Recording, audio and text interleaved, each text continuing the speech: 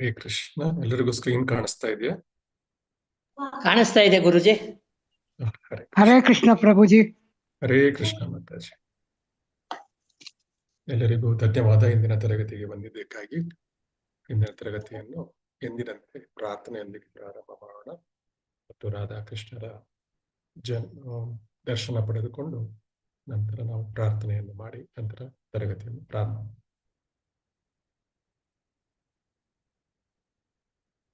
ಓಂ ಅಜ್ಞಾನತಿಮಿರಾಂಧಸ್ಯ ಜ್ಞಾನಾಂಜನಶಲಾಕಯಾ ಚಕ್ಷುರುನ್ಮಿಲಿತಂ ಯೇನ ತಸ್ಮೈ ಶ್ರೀ ಗುರವೇ ನಮಃ.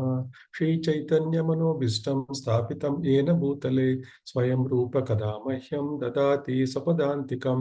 ವಂದೇಹಂ ಶ್ರೀ ಗುರು ಶ್ರೀಯುತ ಪದಕಮಲಂ ಶ್ರೀ ಗುರುನ್ ವೈಷ್ಣವಾಂಶ ಶ್ರೀರೂಪಂ ಸಾಗ್ರಜಾತಂ ಸಾಗಣ ರಘುನಾಥಾನ್ವಿತಂ ಸಜೀವಂ ಸಾದ್ವೈತಂ ಸಾವಧೂತಂ ಪರಿಜನ ಸಹಿತಂ ಶ್ರೀಕೃಷ್ಣ ಚೈತನ್ಯ ದೇವಂ ಶ್ರೀ ರಾಧಾ ಕೃಷ್ಣ ಪಾದಾನ್ ಸಹಗಣ ಲಲಿತಾ ಶ್ರೀ ವಿಶಾಖಾನ್ವಿತಾಂಶ. ಹೇ ಕೃಷ್ಣ ಕರುಣಾ ಸಿಂಧು ದೀನಬಂಧೋ ಜಗತ್ಪತೆ ಗೋಪೇಶ ಗೋಪಿಕಾ ಕಾಂತ ರಾಧಾಕಾಂತ ನಮೋಸ್ತುತೆ. ತಪ್ತ ಕಾಂಚನ ಗೌರಾಂಗಿ ರಾಧೆ ವೃಂದಾವನೇಶ್ವರಿ ವೃಷಭಾನುಸುತೆ ದೇವಿ ಪ್ರಣಮಾಮಿ ಹರಿಪ್ರಿಯೆ. ವಾಂಛಾಕಲ್ಪತರುಭ್ಯಶ್ಚ ಕೃಪಾ ಸಿಂಧುಭ್ಯ ಏವ ಚ ಪತಿತಾನಾಂ ಪಾವನೇಭ್ಯೋ ವೈಷ್ಣವೇಭ್ಯೋ ನಮೋ ನಮಃ. ನಮೋ ವಿಷ್ಣುಪಾದಾಯ ಕೃಷ್ಣಪೃಷ್ಠಾಯ ಭೂತಲೆ ಶ್ರೀಮತೆ ಭಕ್ತಿ ವೇದಾಂತ ಸ್ವಾಮಿನಿತಿ ನಾಮಿನೆ. ನಮಸ್ತೆ ಸಾರಸ್ವತೆ ದೇವೆ ಗೌರವಾಣಿ ಪ್ರಚಾರಿಣೆ ನಿರ್ವಿಶೇಷ ಶೂನ್ಯವಾದಿ ಪಾಶ್ಚಾತ್ಯ ದೇಶತಾರಿಣೆ. ಶ್ರೀಕೃಷ್ಣ ಚೈತನ್ಯ ಪ್ರಭು ನಿತ್ಯಾನಂದ ಶ್ರೀ ಅದ್ವೈತ ಗದಾಧರ ಶ್ರೀವಾಸಾದಿ ಗೌರಭಕ್ತವೃಂದ. ಹರೇ ಕೃಷ್ಣ ಕೃಷ್ಣ ಕೃಷ್ಣ ಹರೇ ಹರೇ ಹರೇ ರಾಮ ರಾಮ ರಾಮ ಹರೇ ಹರೇ. ಹರೇ ಕೃಷ್ಣ. ಎಲ್ಲರಿಗೂ ಮತ್ತೊಮ್ಮೆ ಸ್ವಾಗತ. ನಾವು ಹಿಂದಿನ ತರಗತಿಯಲ್ಲಿ ಈಶೋಪನಿಷತ್ತನ್ನು ಪ್ರಾರಂಭ ಮಾಡಿದ್ವಿ. ಈಶೋಪನಿಷತ್ನ 2 ಶ್ಲೋಕಗಳನ್ನು ಮಾಡಿದ್ವಿ. ಇಂದಿನ ದಿನ ನಾವು 3ನೇ ಶ್ಲೋಕಕ್ಕೆ ಹೋಗೋಣ. ಅದಕ್ಕೂ ಮುಂಚೆ ಈಶೋಪನಿಷತ್ ಇದು ಏನು ಸಮರಿ ಏನಂದ್ರೆ, ಶ್ರೀಲ ಪ್ರಭುಪಾದರ ಉಪದೇಶಗಳ ಪ್ರಕಾರ ಈ ಈಶೋಪನಿಷತ್ನ ಎಲ್ಲಾ ಶ್ಲೋಕಗಳು ಒಂದು ಸುಸಂಬದ್ಧವಾದ ತಾತ್ವಿಕವಾದವನ್ನು ಮಂಡಿಸುತ್ತವೆ. ಅಂದ್ರೆ ಎಲ್ಲವನ್ನು ಅವರು ಒಂದು ಸೀಕ್ವೆನ್ಸ್ ಆಗಿ ತಾತ್ವಿಕವಾದವನ್ನು ಮಂಡಿಸ್ತಾರೆ. ಸುಸಂಬದ್ಧವಾದ ಅಂದ್ರೆ ಸೀಕ್ವೆನ್ಶಿಯಲಿ ಎಲ್ಲ ಕನೆಕ್ಟೆಡ್ ಇದೆ, ಇಂಟರ್ ಕನೆಕ್ಟೆಡ್ ಇದೆ, ಎಲ್ಲ ಶ್ಲೋಕಗಳು ಇಂಟರ್ ಕನೆಕ್ಟೆಡ್. ಇದು ಭಗವಂತನ ಒಡೆತನದ ಮೂಲ ಸತ್ಯದಿಂದ ಶುದ್ಧ ಭಕ್ತಿ ಅಂತಿಮ ಗುರಿಗೆ ಕಡೆಗೆ ಸಾಗುತ್ತೆ. 18ನೇ ಅಧ್ಯಾಯ ಶ್ಲೋಕಕ್ಕೆ ಹೋಗುವಷ್ಟೊತ್ತಿಗೆ ನಮಗೆ ಶುದ್ಧ ಭಕ್ತಿಯ ಅಂತಿಮ ಗುರಿಯನ್ನು ನಾವು ತಿಳ್ಕೊಳ್ತೀವಿ. ಈ 18 ಶ್ಲೋಕಗಳು ಒಂದೊಂದು ಪ್ರತ್ಯೇಕ ವಿಚಾರವಲ್ಲ, ಬದಲಾಗಿ ಎಲ್ಲವೂ ಕನೆಕ್ಟೆಡ್ ಇದಾವೆ ಮತ್ತು ಇವು 4 ಮುಖ್ಯ ಭಾಗಗಳಾಗಿ ವಿಂಗಡಿಸಬಹುದು ಈ 18 ಶ್ಲೋಕಗಳನ್ನು. ಮೊದಲನೇ ಭಾಗ ಆಧ್ಯಾತ್ಮಿಕ ಜೀವನದ ತಳಹದಿ, 1ರಿಂದ 3ನೇ ಶ್ಲೋಕ. 2 ಶ್ಲೋಕಗಳು ಈಗಲೇ ನೋಡಿದೀವಿ, ಇನ್ನೊಂದು ಶ್ಲೋಕ ಇವತ್ತು ನೋಡ್ತೀವಿ. ಸೊ ಮುಂದಿನ ವಾರದಿಂದ ನಾವು ಪರಮ ಸತ್ಯದ ಸ್ವರೂಪ, ಅದು ಶ್ಲೋಕಗಳು. ಈ ಭಾಗ ಏನ್ ಮಾಡುತ್ತೆ, ನಾವು ಥಿಯರಿಯಿಂದ ತಾತ್ವಿಕ ವಿಷಯಕ್ಕೆ ಬದಲಾಗುತ್ತೆ. ಪರಮ ಪುರುಷನ ಸಂಪೂರ್ಣ ಸ್ವರೂಪವನ್ನು ಇದು ವ್ಯಾಖ್ಯಾನ ಮಾಡ್ತಾರೆ. 4ರಿಂದ 8 ಇದು 5 ಶ್ಲೋಕಗಳು. ನಂತರ 3ನೇ ಭಾಗದಲ್ಲಿ ನಾವು ಈ ಆಧ್ಯಾತ್ಮ ಏನು ಸಿಗಾಕೊಂಡಿದೀವಿ ಈ ಐಹಿಕ ಜಗತ್ತಿನಲ್ಲಿ, ಇಲ್ಲಿಂದ ನಾವು ಹೇಗೆ ಇಲ್ಲಿಂದ ಹೊರಗೆ ಬೀಳುವುದು ಅನ್ನೋ ಬಗ್ಗೆ ವಿಮೋಚನೆಯ ಮಾರ್ಗ. ಈ ಭಾಗ ನಿಜವಾದ ಆತ್ಮಿಕ ಧ್ಯಾನ ಮತ್ತು ಸುಳ್ಳು ಧಾರ್ಮಿಕ ಮತ್ತು ಲೌಕಿಕ ವ್ಯವಸ್ಥೆಗಳಿಗೆ ಹೋಲಿಸುತ್ತೆ ಮತ್ತು ಅದನ್ನು ಹೊರಗಡೆ ಬರೋದು ಹೇಗೆ ಅನ್ನೋದ್ರ ಬಗ್ಗೆ ಈ ಶ್ಲೋಕಗಳಲ್ಲಿ ಈ 6 ಶ್ಲೋಕಗಳಲ್ಲಿ ಶ್ರೀಲ ಪ್ರಭುಪಾದರು ಎಕ್ಸ್ಪ್ಲೈನ್ ಮಾಡ್ತಾರೆ. ನಂತರ ಕೊನೆಯ ಭಾಗದಲ್ಲಿ ಅಂತಿಮ ಪ್ರಾರ್ಥನೆಗಳು. ಇವೆಲ್ಲ ಶ್ಲೋಕಗಳು ತಾತ್ವಿಕ ಹೇಳಿಕೆಗಳೆಲ್ಲ, ಬದಲಾಗಿ ಭಗವಂತನಿಗೆ ಹೇಗೆ ಆಶ್ರಯವನ್ನು ಪಡ್ಕೊಳ್ಬೇಕು ನಾವು ಮತ್ತು ಭಗವಂತ ನಮಗೆ ಮಾರ್ಗದರ್ಶನ ಸಲ್ಲಿಸುವ ಎನ್ನುವ ಹೃದಯಪೂರ್ವಕ ಪ್ರಾರ್ಥನೆಗಳು ಕೊನೆಯಲ್ಲಿ ಈ ಶ್ಲೋಕಗಳು, ಕೊನೆಯ ಭಾಗದಲ್ಲಿ ಶ್ಲೋಕಗಳು. ನಾವು ಇದು ಮೊದಲನೇ ಭಾಗದಲ್ಲಿ 3 ಶ್ಲೋಕಗಳು ಅಂತ ನೋಡಿದ್ವಿ. ಮೊದಲನೇ ಶ್ಲೋಕ ಇದು ತಾತ್ವಿಕ ತತ್ವವನ್ನು ಸ್ಥಾಪಿಸುತ್ತದೆ. ಎಲ್ಲವೂ ಭಗವಂತನಿಗೆ ಸೇರಿದೆ. ಈಶಾವಾಸ್ಯಂ ಇದಂ ಸರ್ವಂ. ಇದು ಎಲ್ಲ ಅನಂತರದ ಶ್ಲೋಕ. ಉಳಿದ 17 ಶ್ಲೋಕಗಳಿಗೆ ತಳಹದಿ ಇದು. ಸೊ ಈ ಶ್ಲೋಕ ಚೇತನ ಮತ್ತು ಅಚೇತನ ವಸ್ತುಗಳ ಮೇಲೆ ಭಗವಂತನ ಒಡೆತನವನ್ನು ಪ್ರತಿಪಾದಿಸುತ್ತದೆ. ಎಲ್ಲ ಏನೇನ್ ಐಹಿಕ ಜಗತ್ತಿನಲ್ಲಿದೆ ಮತ್ತು ಆಧ್ಯಾತ್ಮಿಕ ಜಗತ್ತಿನಲ್ಲಿದೆ, ಐಹಿಕ ಜಗತ್ತಿನಲ್ಲಿರುವ ಚೇತನ ಮತ್ತು ಅಚೇತನ ವಸ್ತುಗಳು ಎಲ್ಲವೂ ಕೂಡ ಭಗವಂತನದ್ದು, ಅದರ ಭಗವಂತನ ಒಡೆತನವನ್ನು ಈ ಶ್ಲೋಕ ಪ್ರತಿಪಾದಿಸುತ್ತದೆ. ಶ್ಲೋಕ 2ರಲ್ಲಿ ಈ 1ನೇ ಶ್ಲೋಕದ ತತ್ವ ಏನಿದೆ ಅದನ್ನು ನಾವು ಜೀವನದಲ್ಲಿ ಹೇಗೆ ಅಳವಡಿಸ್ಕೋಬಹುದು ಎನ್ನುವುದರ ಬಗ್ಗೆ ನಾವು ತಿಳ್ಕೊಂಡ್ವಿ. ಎಲ್ಲವೂ ಭಗವಂತನಿಗೆ ಸೇರಿರೋದ್ರಿಂದ ನಮ್ಮ ಕರ್ಮಗಳಿಗೆ ಆಸೆ ಪಲ್ಲದೆ ಅವನಿಗೆ ಭಗವಂತನಿಗೆ ಅರ್ಪಣೆಯನ್ನಾಗಿ ಕೊಡಬೇಕು ಕರ್ಮಗಳ ಫಲಗಳನ್ನು. ಇದು ಬಂಧನಕಾರಕ ಭೌತಿಕ ಚಟುವಟಿಕೆಯಿಂದ ನಮ್ಮನ್ನು ಏನ್ ಮಾಡುತ್ತೆ, ಮುಕ್ತಗೊಳಿಸುತ್ತದೆ. ಮತ್ತು ಈ ಭೌತಿಕ ಚಟುವಟಿಕೆಗಳನ್ನು ಏನ್ ಮಾಡ್ತೀವಿ, ಅದು ಆಟೋಮೆಟಿಕ್ ಆಗಿ ಆಧ್ಯಾತ್ಮಿಕ ಸೇವೆಯಾಗಿ ಪರಿವರ್ತನೆ ಹೊಂದುತ್ತದೆ. ಈ 2 ಶ್ಲೋಕಗಳನ್ನು ಹಿಂದಿನ ವಾರಗಳಲ್ಲಿ ತಿಳ್ಕೊಂಡಿದ್ವಿ. ಯಾರಿಗಾದ್ರೂ ಏನಾದ್ರು ಪ್ರಶ್ನೆ ಇದೆಯಾ 2 ಶ್ಲೋಕಗಳಲ್ಲಿ ಮುಂದೆ ಹೋಗುವ ಮುಂಚೆ?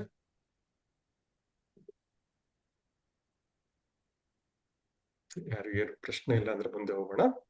ಶ್ಲೋಕ 3ರಲ್ಲಿ ಇವತ್ತಿನ ಶ್ಲೋಕ ಇದು ಒಂದು ಎಚ್ಚರಿಕೆ. ಇದು ನಮ್ಗೆ ಏನ್ ಹೇಳುತ್ತೆ, ಈ ಮೊದಲ 2 ಶ್ಲೋಕ ಏನಿದೆ, ನಾವು ಹಿಂದಿನ ವಾರಗಳಲ್ಲಿ ಏನ್ ಓದಿದ್ವಿ, ಆ ಶ್ಲೋಕಗಳ ತತ್ವಗಳನ್ನು ಯಾರು ನಿರ್ಲಕ್ಷ್ಯ ಮಾಡ್ತಾರೆ, ಅಂದ್ರೆ ಅವರು ಭಗವಂತನ ಇಲ್ಲದೆ ಭೌತಿಕ ಜೀವ, ಅಂದ್ರೆ ಭಗವಂತನ ಬಿಟ್ಟು ನಮ್ಗೆ ಭೌತಿಕ ಜೀವನದಲ್ಲಿ ಎಂಜಾಯ್ ಮಾಡ್ಬೇಕು ನಾವು. ಸೊ ಅಂತವ್ರು ಏನ್ ಮಾಡ್ತಾರೆ, ಆಧ್ಯಾತ್ಮಿಕ ಸಾಮರ್ಥ್ಯವನ್ನು ಕೊಲ್ಲುತ್ತಾರೆ. ಇಲ್ಲಿ ಆತ್ಮಹ ಅನ್ನೋ ಒಂದು ಶಬ್ದವನ್ನು ಉಪಯೋಗಿಸ್ತಾರೆ ಈ ಶ್ಲೋಕದಲ್ಲಿ. ಅಂದ್ರೆ ಆತ್ಮವನ್ನು ಕೊಲ್ಲುವುದು ಅಂತ ಹೇಳಿ. ಆದ್ರೆ ನಾವು ಭಗವದ್ಗೀತೆಯಲ್ಲಿ ಶ್ರೀಕೃಷ್ಣನೇ ಹೇಳ್ದಂಗೆ ಆತ್ಮವನ್ನು ಕೊಲ್ಲಿಕ್ಕೆ ಸಾಧ್ಯ ಇಲ್ಲ. ಆದರೆ ನಾವು ಇದನ್ನು ನಾವು ನಮ್ಮ ಆಧ್ಯಾತ್ಮಿಕ ಜೀವನವನ್ನು ಮಾಡದೆ ಬರೀ ಐಹಿಕ ಒಂದು ಇಂದ್ರಿಯ ತೃಪ್ತಿಗಾಗಿ ಜೀವನವನ್ನು ಬೆಳೆಸ್ಕೊಂಡ್ರೆ ಅದು ಆತ್ಮವನ್ನು ಕೊಲ್ಲುವ ಒಂದು ಈಕ್ವಲೆಂಟ್, ಸಮ ಅಂತ ಹೇಳ್ತಾರೆ. ಯಾಕಂದ್ರೆ ಅವ್ರೇನ್ ಮಾಡ್ತಾರೆ, ಆ ಆತ್ಮ ಏನ್ ಮಾಡ್ತದೆ, ಈ ದೇಹದ ಒಂದು ಇದರಿಂದ ಅಜ್ಞಾನದ ಕರಾಳ ಪ್ರದೇಶಗಳಿಗೆ ಖಂಡಿತ ಹೋಗ್ತಾ ಇರ್ತದೆ. ಅಂದ್ರೆ ಈ ಐಹಿಕ ಲೋಕದಲ್ಲಿ ಅದು ಮೇಲಿಂದ ಕೆಳಗೆ ಹೋಗ್ತಾನೆ ಇರುತ್ತೆ. ಹುಟ್ಟು ಸಾವು ಮುಗಿಯೋದೇ ಇಲ್ಲ ಅದು. ಸೊ ಇದು ಅದರ ಒಂದು ಎಚ್ಚರಿಕೆಯನ್ನು ಈ 3ನೇ ಶ್ಲೋಕ ಕೊಡುತ್ತೆ. ಈಗ 3ನೇ ಶ್ಲೋಕಕ್ಕೆ ಹೋಗೋಣ. ಫಸ್ಟ್ ನಾನು ಹೇಳ್ತೇನೆ, ಆಮೇಲೆ ನೀವು ರಿಪೀಟ್ ಮಾಡೋಣ. ಅಸೂರ್ಯ ನಾಮತೆ ಲೋಕ ಅಂದೇನ ತಾಮಸಾವೃತಾಃ ತಾಂಸತೆ ಪ್ರೀತ್ಯ ವಿಗಚ್ಚಂತಿ ಏಕೇಕ್ಯಾತ್ಮಹನೋ ಜನಾಃ. ಈಗ ರಿಪೀಟ್ ಮಾಡೋಣ. ಅಸೂರ್ಯ ನಾಮತೆ ಲೋಕ ಅಸೂರ್ಯ ನಾಮತೆ ಲೋಕ ಅಂದೇನ ತಾಮಸಾವೃತಾಃ ಅಂದೇನ ತಾಮಸಾವೃತಾಃ. ಅಸೂರ್ಯ ನಾಮತೆ ಲೋಕ ಅಂದೇನ ತಾಮಸಾವೃತಾಃ ಅಸೂರ್ಯ ನಾಮತೆ ಲೋಕ ಅಂದೇನ ತಮಸಾವೃತಾಃ. ಅಸೂರ್ಯ ನಾಮತೆ ಲೋಕ ಅಂದೇನ ತಾಮಸಾವೃತಾಃ ಅಸೂರ್ಯ ನಾಮತೆ ಲೋಕ ಅಂದೇನ ತಮಸಾವೃತಾಃ. ತಾಂಸತೆ ಪ್ರೀತ್ಯಾಭಿಗಚ್ಚಂತಿ ತಾಂಸತೆ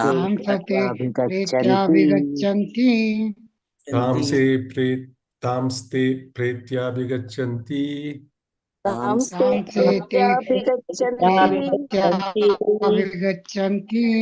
ಏಕೇಕ್ಯಾತ್ಮಹನೋ ಜನಃ.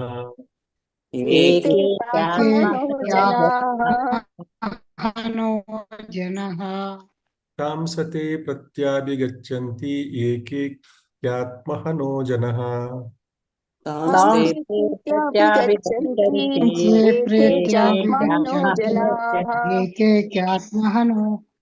ಅಸೂರ್ಯ ನಾಮತೆ ಲೋಕ ಅಂದೇನ ತಾಮಸಾವೃತಃ ಅಸೂರ್ಯ ನಾಮತೆ ಲೋಕ ಅಂದೇನ ತಮಸಾವೃತಾಃ. ತಾಂಸ್ತೆ ಪ್ರೀತ್ಯಾಭಿಗಚ್ಚಂತಿ ಏಕೇಕ್ಯಾತ್ಮಹನೋ ಜನಃ. ತಾಂಸ್ತೆ ಪ್ರೀತ್ಯಾಭಿಗಚ್ಚಂತಿ ಏಕೇಕ್ಯಾತ್ಮಹನೋ ಜನಾಃ. ಈಗ ಸಮಾನಾರ್ಥಕ ಪದಗಳನ್ನು, ನಂತರ ಅನುವಾದ ಮತ್ತು ಭಾವಾರ್ಥಗಳನ್ನು ನೋಡೋಣ. ಅನುವಾದ ಮತ್ತು ಭಾವಾರ್ಥಗಳು. ಶ್ರೀಲ ಪ್ರಭುಪಾದರಿಗೆ ಜಯವಾಗಲಿ. ಅಸೂರ್ಯ ಅಂದ್ರೆ ಅಸುರರಿಗೆ ಅರ್ಥ. ಅಸುರರಿಗೆ ಅರ್ಥ. ನಾಮ ಹೆಸರಿನಿಂದ ಪ್ರಸಿದ್ಧ. ಪ್ರಸಿದ್ಧ. ಲೋಕಃ ಗ್ರಹಗಳು. ಅಜ್ಞಾನದಿಂದ ಅಂದೇನ ಅಜ್ಞಾನದಿಂದ. ತಾಮಸ ಕತ್ತಲೆಯಿಂದ. ಆವೃತಾಃ ಆವರಿಸಿದ. ತಾನ್ ಆ ಗ್ರಹಗಳು. ತಿ ಅವರು. ಪ್ರೇತ್ಯ ಸಾವಿನ ನಂತರ. ಅಭಿಗಚ್ಚಂತಿ ಒಳಗೆ ಪ್ರವೇಶಿಸು.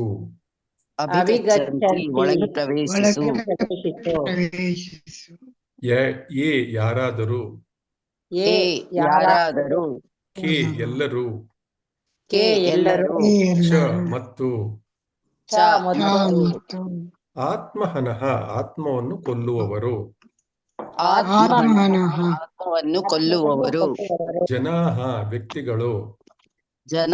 ವ್ಯಕ್ತಿಗಳು. ಅನುವಾದ ಮತ್ತು ಭಾವಾರ್ಥ ಶ್ರೀಲ ಪ್ರಭುಪಾದರಿಂದ. ಪ್ರಭುಪಾದರಿಗೆ ಜಯವಾಗಲಿ. ಭಾವಾರ್ಥ ಓದೋರು ಹ್ಯಾಂಡ್ ರೈಸ್ ಮಾಡಿ. ಆತ್ಮಘಾತಿಯು ಅವನು ಯಾರೇ ಆಗಿರಲಿ, ಯಾರೇ ಆಗಿರಲಿ ಕತ್ತಲೆ ಮತ್ತು ಅಜ್ಞಾನದಿಂದ ತುಂಬಿರುವ ನಂಬಿಕೆ ಇಲ್ಲದವರ ಜಗತ್ತು ಎಂದು ಕರೆಯಲ್ಪಡುವ ಗ್ರಹಗಳನ್ನು ಪ್ರವೇಶಿಸಬೇಕು. ರಿಪೀಟ್ ಮಾಡೋಣ. ಅನುವಾದ. ಆತ್ಮಘಾತಿಯು ಅವನು ಯಾರೇ ಆಗಿರಲಿ,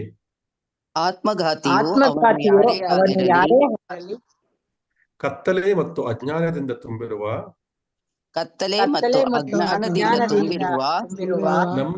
ನಂಬಿಕೆ ಇಲ್ಲದವರ ಜಗತ್ತು ಎಂದು ಕರೆಯಲ್ಪಡುವ ಗ್ರಹಗಳನ್ನು ಪ್ರವೇಶಿಸಬೇಕು. ನಂಬಿಕೆ ಇಲ್ಲದವರ ಜಗತ್ತು ಎಂದು ಕರೆಯಲ್ಪಡುವ ಗ್ರಹಗಳನ್ನು ಪ್ರವೇಶಿಸಬೇಕು. ಹರೇ ಕೃಷ್ಣ. ಭಾವಾರ್ಥ ಓದ್ತೀರಾ? ಓದ್ಲಾ ಪ್ರಭುಜಿ? ಗೀತಾ ಮಾತಾಜಿ ಓದ್ತೀರಾ? ಹರೇ ಕೃಷ್ಣ ಗುರುಜಿ, ಓದ್ತೀನಿ. ಹರೇ ಕೃಷ್ಣ ಮಾತಾಜಿ. ಭಾವಾರ್ಥ. ಶೀಲ ಪ್ರಭುಪಾದರಿಂದ ಶೀಲ ಪ್ರಭುಪಾದರಿಗೆ ಜಯವಾಗಲಿ. ಮಂತ್ರ 3. ಮಾನವ ಜೀವನವು ಅದರ ಅತಿಯಾದ ಜವಾಬ್ದಾರಿಗಳಿಂದಾಗಿ ಪ್ರಾಣಿಗಳ ಜೀವನದಿಂದ ಪ್ರತ್ಯೇಕಿಸಲ್ಪಟ್ಟಿದೆ. ಈ ಜವಾಬ್ದಾರಿಗಳ ಅರಿವು ಮತ್ತು ಆ ಮನೋಭಾವದಲ್ಲಿ ಕೆಲಸ ಮಾಡುವವರನ್ನು ಸುರರು, ದೈವಿಕ ವ್ಯಕ್ತಿಗಳು ಎಂದು ಕರೆಯಲಾಗುತ್ತದೆ. ಮತ್ತು ಈ ಜವಾಬ್ದಾರಿಗಳನ್ನು ನಿರ್ಲಕ್ಷಿಸುವವರು ಅಥವಾ ಅವುಗಳ ಬಗ್ಗೆ ಯಾವುದೇ ಮಾಹಿತಿ ಇಲ್ಲದವರನ್ನು ಅಸುರರು, ರಾಕ್ಷಸರು ಎಂದು ಕರೆಯಲಾಗುತ್ತದೆ. ಇಡೀ ವಿಶ್ವದಲ್ಲಿ ಈ 2 ರೀತಿಯ ಮನುಷ್ಯರು ಮಾತ್ರ ಇದ್ದಾರೆ. ಋಗ್ವೇದದಲ್ಲಿ ಸುರರು ಯಾವಾಗಲೂ ಪರಮಾತ್ಮನಾದ ವಿಷ್ಣುವಿನ ಪಾದ ಕಮಲಗಳನ್ನು ಗುರಿಯಾಗಿಸಿಕೊಂಡು ಅದರಂತೆ ವರ್ತಿಸುತ್ತಾರೆ ಎಂದು ಹೇಳಲಾಗಿದೆ. ಅವರ ಮಾರ್ಗಗಳು ಸೂರ್ಯನ ಮಾರ್ಗದಂತೆ ಪ್ರಕಾಶಿಸಲ್ಪಟ್ಟಿವೆ. ಪರಿವರ್ತನಾ ಚಕ್ರದಲ್ಲಿ ಹಲವು ಮಿಲಿಯನ್ ವರ್ಷಗಳ ವಿಕಾಸದ ನಂತರ ಆತ್ಮವು ಮಾನವ ರೂಪವನ್ನು ಪಡೆಯುತ್ತದೆ ಎಂಬುದನ್ನು ಬುದ್ಧಿವಂತ ಮಾನವರು ಯಾವಾಗಲೂ ನೆನಪಿನಲ್ಲಿಟ್ಟುಕೊಳ್ಳಬೇಕು. ಭೌತಿಕ ಪ್ರಪಂಚವನ್ನು ಕೆಲವೊಮ್ಮೆ ಸಾಗರಕ್ಕೆ ಹೋಲಿಸಲಾಗುತ್ತದೆ ಮತ್ತು ಮಾನವ ದೇಹವನ್ನು ವಿಶೇಷವಾಗಿ ಈ ಸಾಗರವನ್ನು ದಾಟಲು ವಿನ್ಯಾಸಗೊಳಿಸಲಾದ ದೋಣಿಗೆ ಹೋಲಿಸಲಾಗುತ್ತದೆ. ವೈದಿಕ ಗ್ರಂಥಗಳು ಮತ್ತು ಆಚಾರ್ಯರು ಅಥವಾ ಸಂತ ಗುರುಗಳನ್ನು ಪರಿಣಿತ ದೋಣಿ ನಡೆಸುವವರಿಗೆ ಹೋಲಿಸಲಾಗುತ್ತದೆ ಮತ್ತು ಮಾನವ ದೇಹದ ಸೌಲಭ್ಯಗಳನ್ನು ಅನುಕೂಲಕರವಾದ ಗಾಳಿಯೊಂದಿಗೆ ಹೋಲಿಸಲಾಗುತ್ತದೆ. ಅದು ದೋಣಿಯು ಬಯಸಿದ ಗಮ್ಯಸ್ಥಾನವನ್ನು ಸರಾಗವಾಗಿ ಚಲಿಸಲು ಸಹಾಯ ಮಾಡುತ್ತದೆ. ಈ ಎಲ್ಲಾ ಸೌಲಭ್ಯಗಳೊಂದಿಗೆ ಒಬ್ಬ ವ್ಯಕ್ತಿಯು ತನ್ನ ಜೀವನವನ್ನು ಸ್ವಯಂ ಸಾಕ್ಷಾತ್ಕಾರಕ್ಕಾಗಿ ಸಂಪೂರ್ಣವಾಗಿ ಬಳಸದಿದ್ದರೆ ಅವನನ್ನು ಆತ್ಮದ ಕೊಲೆಗಾರ ಎಂದು ಪರಿಗಣಿಸಬೇಕು. ಆತ್ಮವನ್ನು ಕೊಲ್ಲುವವನು ಅಜ್ಞಾನದ ಅಂಧಕಾರದ ಪ್ರದೇಶವನ್ನು ಶಾಶ್ವತವಾಗಿ ಬಳಲುತ್ತಿದ್ದಾನೆ ಎಂದು ಶ್ರೀ ಈಶೋಪನಿಷತ್ ಸ್ಪಷ್ಟವಾಗಿ ಎಚ್ಚರಿಸುತ್ತದೆ. ಅಸೂರ್ಯನಾಮತೆ ಲೋಕ ಅಂದೇನ ತಾಮಸಾವೃತಃ ತಾಂಸ್ತೆ ಪ್ರೇತ್ಯಾಭಿಗಚ್ಚಂತಿ ಏಕೆ ಖ್ಯಾತ್ಮ ಹನೋಜನಃ. ಹಂದಿಗಳು, ನಾಯಿಗಳು, ಒಂಟೆಗಳು, ಕತ್ತೆಗಳು ಇತ್ಯಾದಿಗಳಿವೆ. ಈ ಪ್ರಾಣಿಗಳಿಗೆ ಆರ್ಥಿಕ ಅವಶ್ಯಕತೆಗಳು ನಮಗೆ ಎಷ್ಟು ಮುಖ್ಯವೋ ಅಷ್ಟೇ ಮುಖ್ಯ. ಆದರೆ ಈ ಪ್ರಾಣಿಗಳ ಆರ್ಥಿಕ ಸಮಸ್ಯೆಗಳನ್ನು ಅಸಹ್ಯ ಮತ್ತು ಅಹಿತಕರ ಪರಿಸ್ಥಿತಿಗಳಲ್ಲಿ ಮಾತ್ರ ಪರಿಹರಿಸಲಾಗುತ್ತದೆ. ಪ್ರಕೃತಿಯ ನಿಯಮಗಳಿಂದ ಮಾನವನಿಗೆ ಆರಾಮದಾಯಕ ಜೀವನಕ್ಕಾಗಿ ಎಲ್ಲಾ ಸೌಲಭ್ಯಗಳನ್ನು ನೀಡಲಾಗಿದೆ, ಏಕೆಂದರೆ ಪ್ರಾಣಿಗಳ ಜೀವನಕ್ಕಿಂತ ಮಾನವನ ರೂಪವು ಮುಖ್ಯವಾಗಿದೆ ಮತ್ತು ಮೌಲ್ಯಯುತವಾಗಿದೆ. ಹಂದಿ ಮತ್ತು ಇತರ ಪ್ರಾಣಿಗಳಿಗಿಂತ ಮನುಷ್ಯನಿಗೆ ಉತ್ತಮ ಜೀವನವನ್ನು ಏಕೆ ನೀಡಲಾಗಿದೆ? ಉನ್ನತ ಹುದ್ದೆಯಲ್ಲಿರುವ ಸರ್ಕಾರಿ ನೌಕರನಿಗೆ ಸಾಮಾನ್ಯ ಗುಮಾಸ್ತರಿಗಿಂತ ಉತ್ತಮ ಸೌಲಭ್ಯಗಳನ್ನು ಏಕೆ ನೀಡಲಾಗುತ್ತದೆ? ಉತ್ತರವೆಂದರೆ, ಉನ್ನತ ಸ್ಥಾನದಲ್ಲಿರುವ ಅಧಿಕಾರಿಯು ಉನ್ನತ ಸ್ವಭಾವದ ಕರ್ತವ್ಯಗಳನ್ನು ನಿರ್ವಹಿಸಬೇಕು. ಹಾಗೆಯೇ ಸದಾ ಹಸಿದ ಹೊಟ್ಟೆಗೆ ಆಹಾರ ನೀಡುವುದರಲ್ಲಿ ನಿರತರಾಗಿರುವ ಪ್ರಾಣಿಗಳಿಗಿಂತ ಮನುಷ್ಯರು ಮಾಡಬೇಕಾದ ಕರ್ತವ್ಯಗಳು ತುಂಬಾ ಹೆಚ್ಚಿವೆ.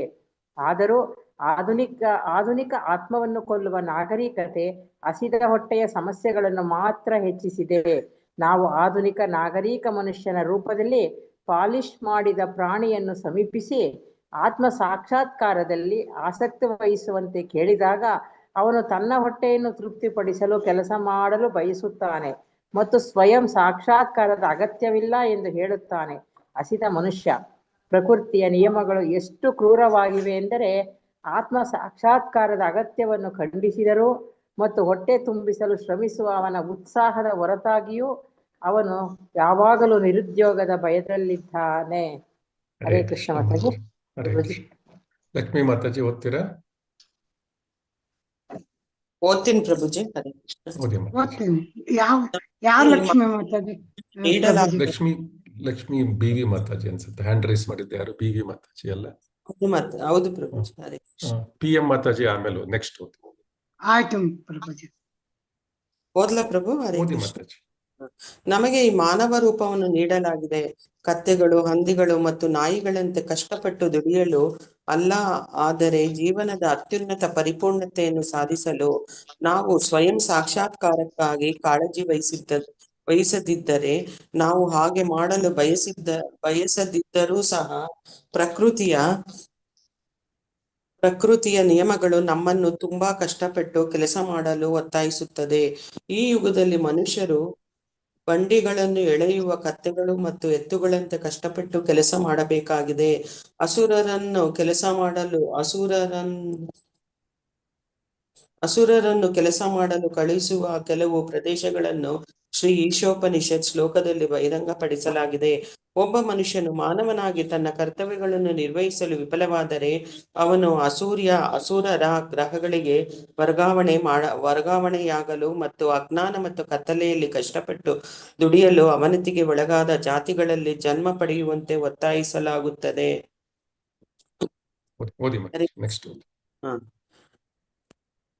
ಭಗವದ್ಗೀತೆಯಲ್ಲಿ 6.41-43 ಆತ್ಮ ಸಾಕ್ಷಾತ್ಕಾರದ ಹಾದಿಯಲ್ಲಿ ಪ್ರವೇಶಿಸುವ ವ್ಯಕ್ತಿಯು ದೇವರೊಂದಿಗಿನ ತನ್ನ ಸಂಬಂಧವನ್ನು ಅರಿತುಕೊಳ್ಳಲು ಪ್ರಾಮಾಣಿಕವಾಗಿ ಪ್ರಯತ್ನಿಸಿದರೂ ಪ್ರಕ್ರಿಯೆಯನ್ನು ಪೂರ್ಣಗೊಳಿಸದ ವ್ಯಕ್ತಿಗೆ ಕಾಣಿಸಿಕೊಳ್ಳಲು ಅವಕಾಶ ನೀಡಲಾಗುತ್ತದೆ ಎಂದು ಹೇಳಲಾಗಿದೆ. ಶುಚಿ ಅಥವಾ ಶ್ರೀಮತ್ ಕುಟುಂಬ. ಶುಚಿ ಎಂಬ ಪದವು ಆಧ್ಯಾತ್ಮಿಕವಾಗಿ ಮುಂದುವರಿದ ಬ್ರಾಹ್ಮಣನನ್ನು ಸೂಚಿಸುತ್ತದೆ ಮತ್ತು ಶ್ರೀಮತ್ ವ್ಯಾಪಾರಿ ಸಮುದಾಯದ ಸದಸ್ಯನಾದ ವೈಶ್ಯನನ್ನು ಸೂಚಿಸುತ್ತದೆ. ಆದ್ದರಿಂದ ಆತ್ಮ ಸಾಕ್ಷಾತ್ಕಾರವನ್ನು ಸಾಧಿಸಲು ವಿಫಲರಾದ ವ್ಯಕ್ತಿಗೆ ಈ ಜೀವನದಲ್ಲಿ ಅವನ ಪ್ರಾಮಾಣಿಕ ಪ್ರಯತ್ನಗಳಿಂದ ಅವನ ಮುಂದಿನ ಜೀವನದಲ್ಲಿ ಉತ್ತಮ ಅವಕಾಶವನ್ನು ನೀಡಲಾಗುತ್ತದೆ. ಬಿದ್ದ ಅಭ್ಯರ್ಥಿಗೆ ಗೌರವಾನ್ವಿತ ಮತ್ತು ಉದಾತ್ತ ಕುಟುಂಬದಲ್ಲಿ ಜನ್ಮ ನೀಡುವ ಅವಕಾಶವನ್ನು ನೀಡಿದರೆ ಯಶಸ್ಸನ್ನು ಸಾಧಿಸಿದ ವ್ಯಕ್ತಿಯು ಸ್ಥಿತಿಯನ್ನು ಊಹಿಸಲು ಸಾಧ್ಯವಿಲ್ಲ.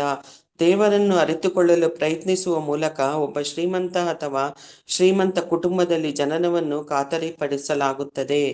ಶ್ಲೋಕಗಳು ಓದ್ಲ ಪ್ರಭುಜಿ? ಓದಿ ಮಾತಾಜಿ. ಶ್ಲೋಕ 41. ಶ್ಲೋಕ ಇಲ್ಲಿ ಮೇಲೆ ಏನ್ ಮೆನ್ಷನ್ ಮಾಡಿದ್ದಾರೆ, ಅದರ ಎಕ್ಸ್ಪ್ಲನೇಷನ್ ಏನ್ ಕೊಟ್ಟಿದ್ದಾರೆ ಮೇಲ್ಗಡೆ ಪ್ಯಾರಾಗ್ರಾಫ್ ಅಲ್ಲಿ, ಅದು ಶ್ಲೋಕಗಳು ಇದೆ. ಒಂದ್ಸರಿ ರಿವೈಸ್ ಮಾಡ್ಕೊಂಡು ಭಗವದ್ಗೀತೆಯಲ್ಲಿ ನಾವು ಆಲ್ರೆಡಿ ಓದಿದ್ದೇವೆ, ಇನ್ನೊಂದ್ಸರಿ ರಿವೈಸ್ ಮಾಡ್ಕೊಂಡು ಓದಿ. ಓಕೆ ಪ್ರಭು.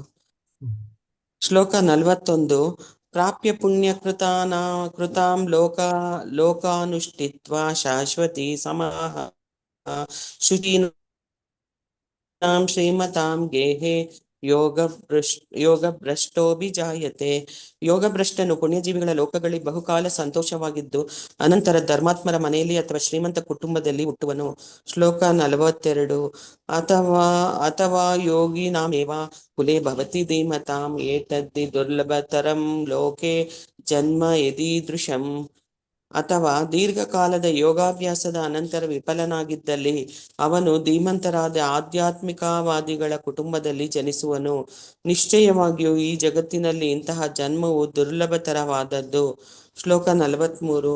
ತತ್ರ ತಂ ಬುದ್ಧಿ ಸಂಯೋಗಂ ಲಭತೆ ಪೌರದೇಹಿಕಂ ಯತತೆ ಚ ತಥೋ ಭೂಯಃ ಸಂಸಿದ್ಧೌ ಕುರುನಂದನನೇ, ಇಂತಹ ಜನ್ಮವನ್ನು ತಳೆದ ಮೇಲೆ ಆತನು ತನ್ನ ಪೂರ್ವಜನ್ಮದ ದೈವಿ ಪ್ರಜ್ಞೆಯನ್ನು ಮತ್ತೆ ಎಚ್ಚರಿಸಿಕೊಳ್ಳುತ್ತಾನೆ ಮತ್ತು ಸಂಪೂರ್ಣ ಯಶಸ್ಸನ್ನು ಗಳಿಸುವುದಕ್ಕಾಗಿ ಇನ್ನೂ ಪ್ರಗತಿಯನ್ನು ಸಾಧಿಸಲು ಪ್ರಯತ್ನಿಸುತ್ತಾನೆ. ಹರೇ ಕೃಷ್ಣ ಪ್ರಭುಜಿ. ಲಕ್ಷ್ಮೀ PM ಮಾತಾಜಿ ಓದ್ತೀರಾ? ಓದ್ತೀನಿ ಪ್ರಭುಜಿ. ಮೇಲೆ ಮಾಡ್ಬೇಕು. ಯಾವ್ದು ಓದ್ಬೇಕು ಪ್ರಭುಜಿ? ಆದರೆ ಪ್ರಯತ್ನವನ್ನು ಮಾಡದಿರುವವರು ಅಲ್ಲಿಂದ ಶುರು ಮಾಡಿ. ಓದ್ತೀನಿ ಪ್ರಭುಜಿ. ಆದರೆ ಪ್ರಯತ್ನವನ್ನು ಮಾಡದಿರುವನು ಭ್ರಮೆಯಿಂದ ಮುಚ್ಚಲು ಬಯಸುವವರು, ಅತಿಯಾದ ಭೌತಿಕ ಮತ್ತು ಭೌತಿಕ ಭೋಗಕ್ಕೆ ಅಂಟಿಕೊಂಡಿರುವವರು, ವೈದಿಕ ಸಾಹಿತ್ಯದಾದ್ಯಂತ ದೃಢಪಡಿಸಿದಂತೆ ನರಕದ ಕತ್ತಲೆ ಪ್ರದೇಶಗಳಿಗೆ ಪ್ರವೇಶಿಸಬೇಕು. ಅಂತಹ ಭೌತಿಕವಾದಿ ಅಸುರರು ಕೆಲವೊಮ್ಮೆ ಧರ್ಮದ ಪ್ರದರ್ಶನವನ್ನು ಮಾಡುತ್ತಾರೆ, ಆದರೆ ಅವರ ಅಂತಿಮ ಗುರಿ ಭೌತಿಕ ಸಮೃದ್ಧಿ ಆಗಿದೆ.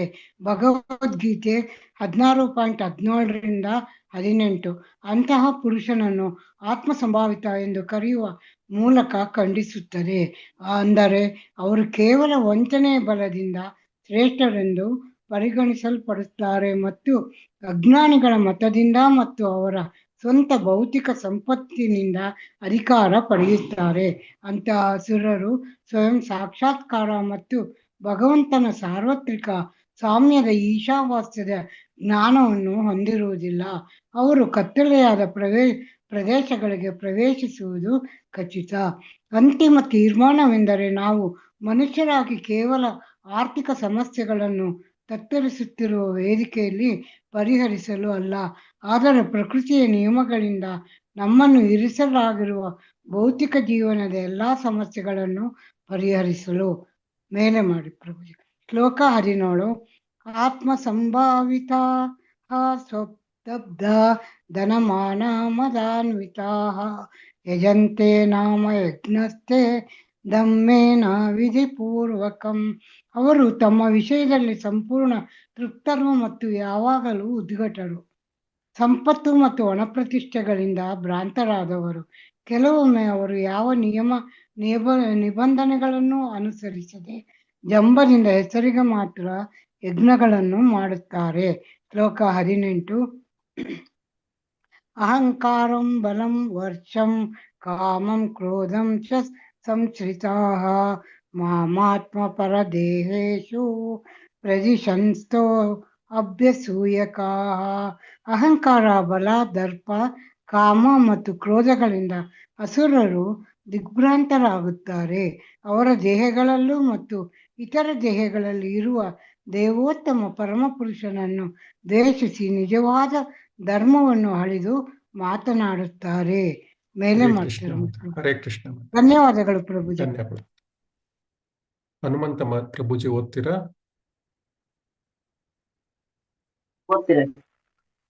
ನೆಕ್ಸ್ಟ್ ಈಗ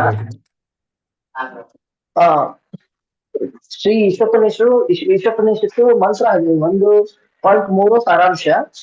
ಮಂತ್ರಗಳು 1.3 ಮಾಲೀಕತ್ವ ಮತ್ತು ದೇವರ ಕಾನೂನುಗಳ ದೇವೋತ್ತಮ ಪರಮಪುರುಷನ ವ್ಯಕ್ತಿತ್ವವು ಅವನ ಶಕ್ತಿಗಳಂತೆಯೇ ಸಂಪೂರ್ಣವಾಗಿದೆ ಎಂದು ವಿವರಿಸಿದೆ. ಶ್ರೀಲ ಪ್ರಭುಪಾದರು ಎಲ್ಲಾ ರೀತಿಯ ಅಪೂರ್ಣತೆಗೆ ಸಂಪೂರ್ಣ ಜ್ಞಾನವೇ ಕಾರಣ. ಮಂತ್ರ 1 ಜೀವಂತ ಜೀವಿಗಳು ಹೇಗೆ ಕೃಷ್ಣನೊಂದಿಗಿನ ಸಂಬಂಧದಲ್ಲಿ ಕಾರ್ಯನಿರ್ವಹಿಸುವ ಮೂಲಕ ಸಂಪೂರ್ಣತೆಯ ಪ್ರಜ್ಞೆಯನ್ನು ಮರಳಿ ಪಡೆಯಬಹುದು ಎಂಬುದನ್ನು ವಿವರಿಸುತ್ತದೆ. ಈ ಕ್ರಿಯೆಯನ್ನು ಈಶಾವಾಸ್ಯ ಪ್ರಜ್ಞೆ ಎಂದು ಕರೆಯಲಾಗುತ್ತದೆ. ಮಂತ್ರ 2 ಈಶಾವಾಸ್ಯೆಯು ಪರಿಕಲ್ಪನೆಯಲ್ಲಿ ಕೆಲಸ ಮಾಡುವುದರ ಪ್ರಯೋಜನವನ್ನು ವಿವರಿಸುತ್ತದೆ. ಒಬ್ಬನು ಕರ್ಮ ಪ್ರತಿಕ್ರಿಯೆಯಿಂದ ಮುಕ್ತನಾಗುತ್ತಾನೆ ಮತ್ತು ಮುಕ್ತ ವೇದಿಕೆಯಲ್ಲಿ ಕಾರ್ಯನಿರ್ವಹಿಸುತ್ತಾನೆ.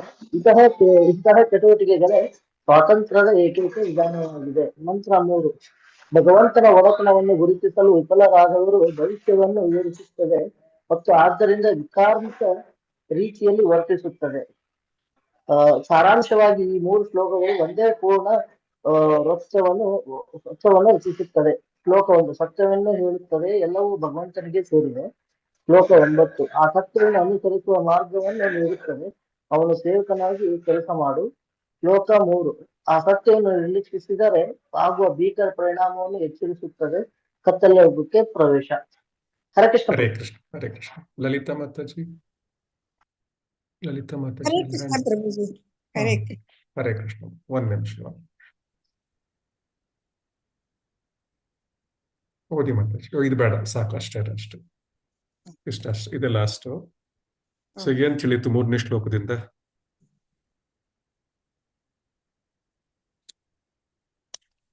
ಹರೇ ಕೃಷ್ಣ. 3ನೇ ಶ್ಲೋಕದಿಂದ ಏನ್ ತಿಳ್ಕೊಂಡ್ವಿ ಇವತ್ತಿನ ಶ್ಲೋಕದಿಂದ? ಹರೇ ಕೃಷ್ಣ ಗುರುಜಿ.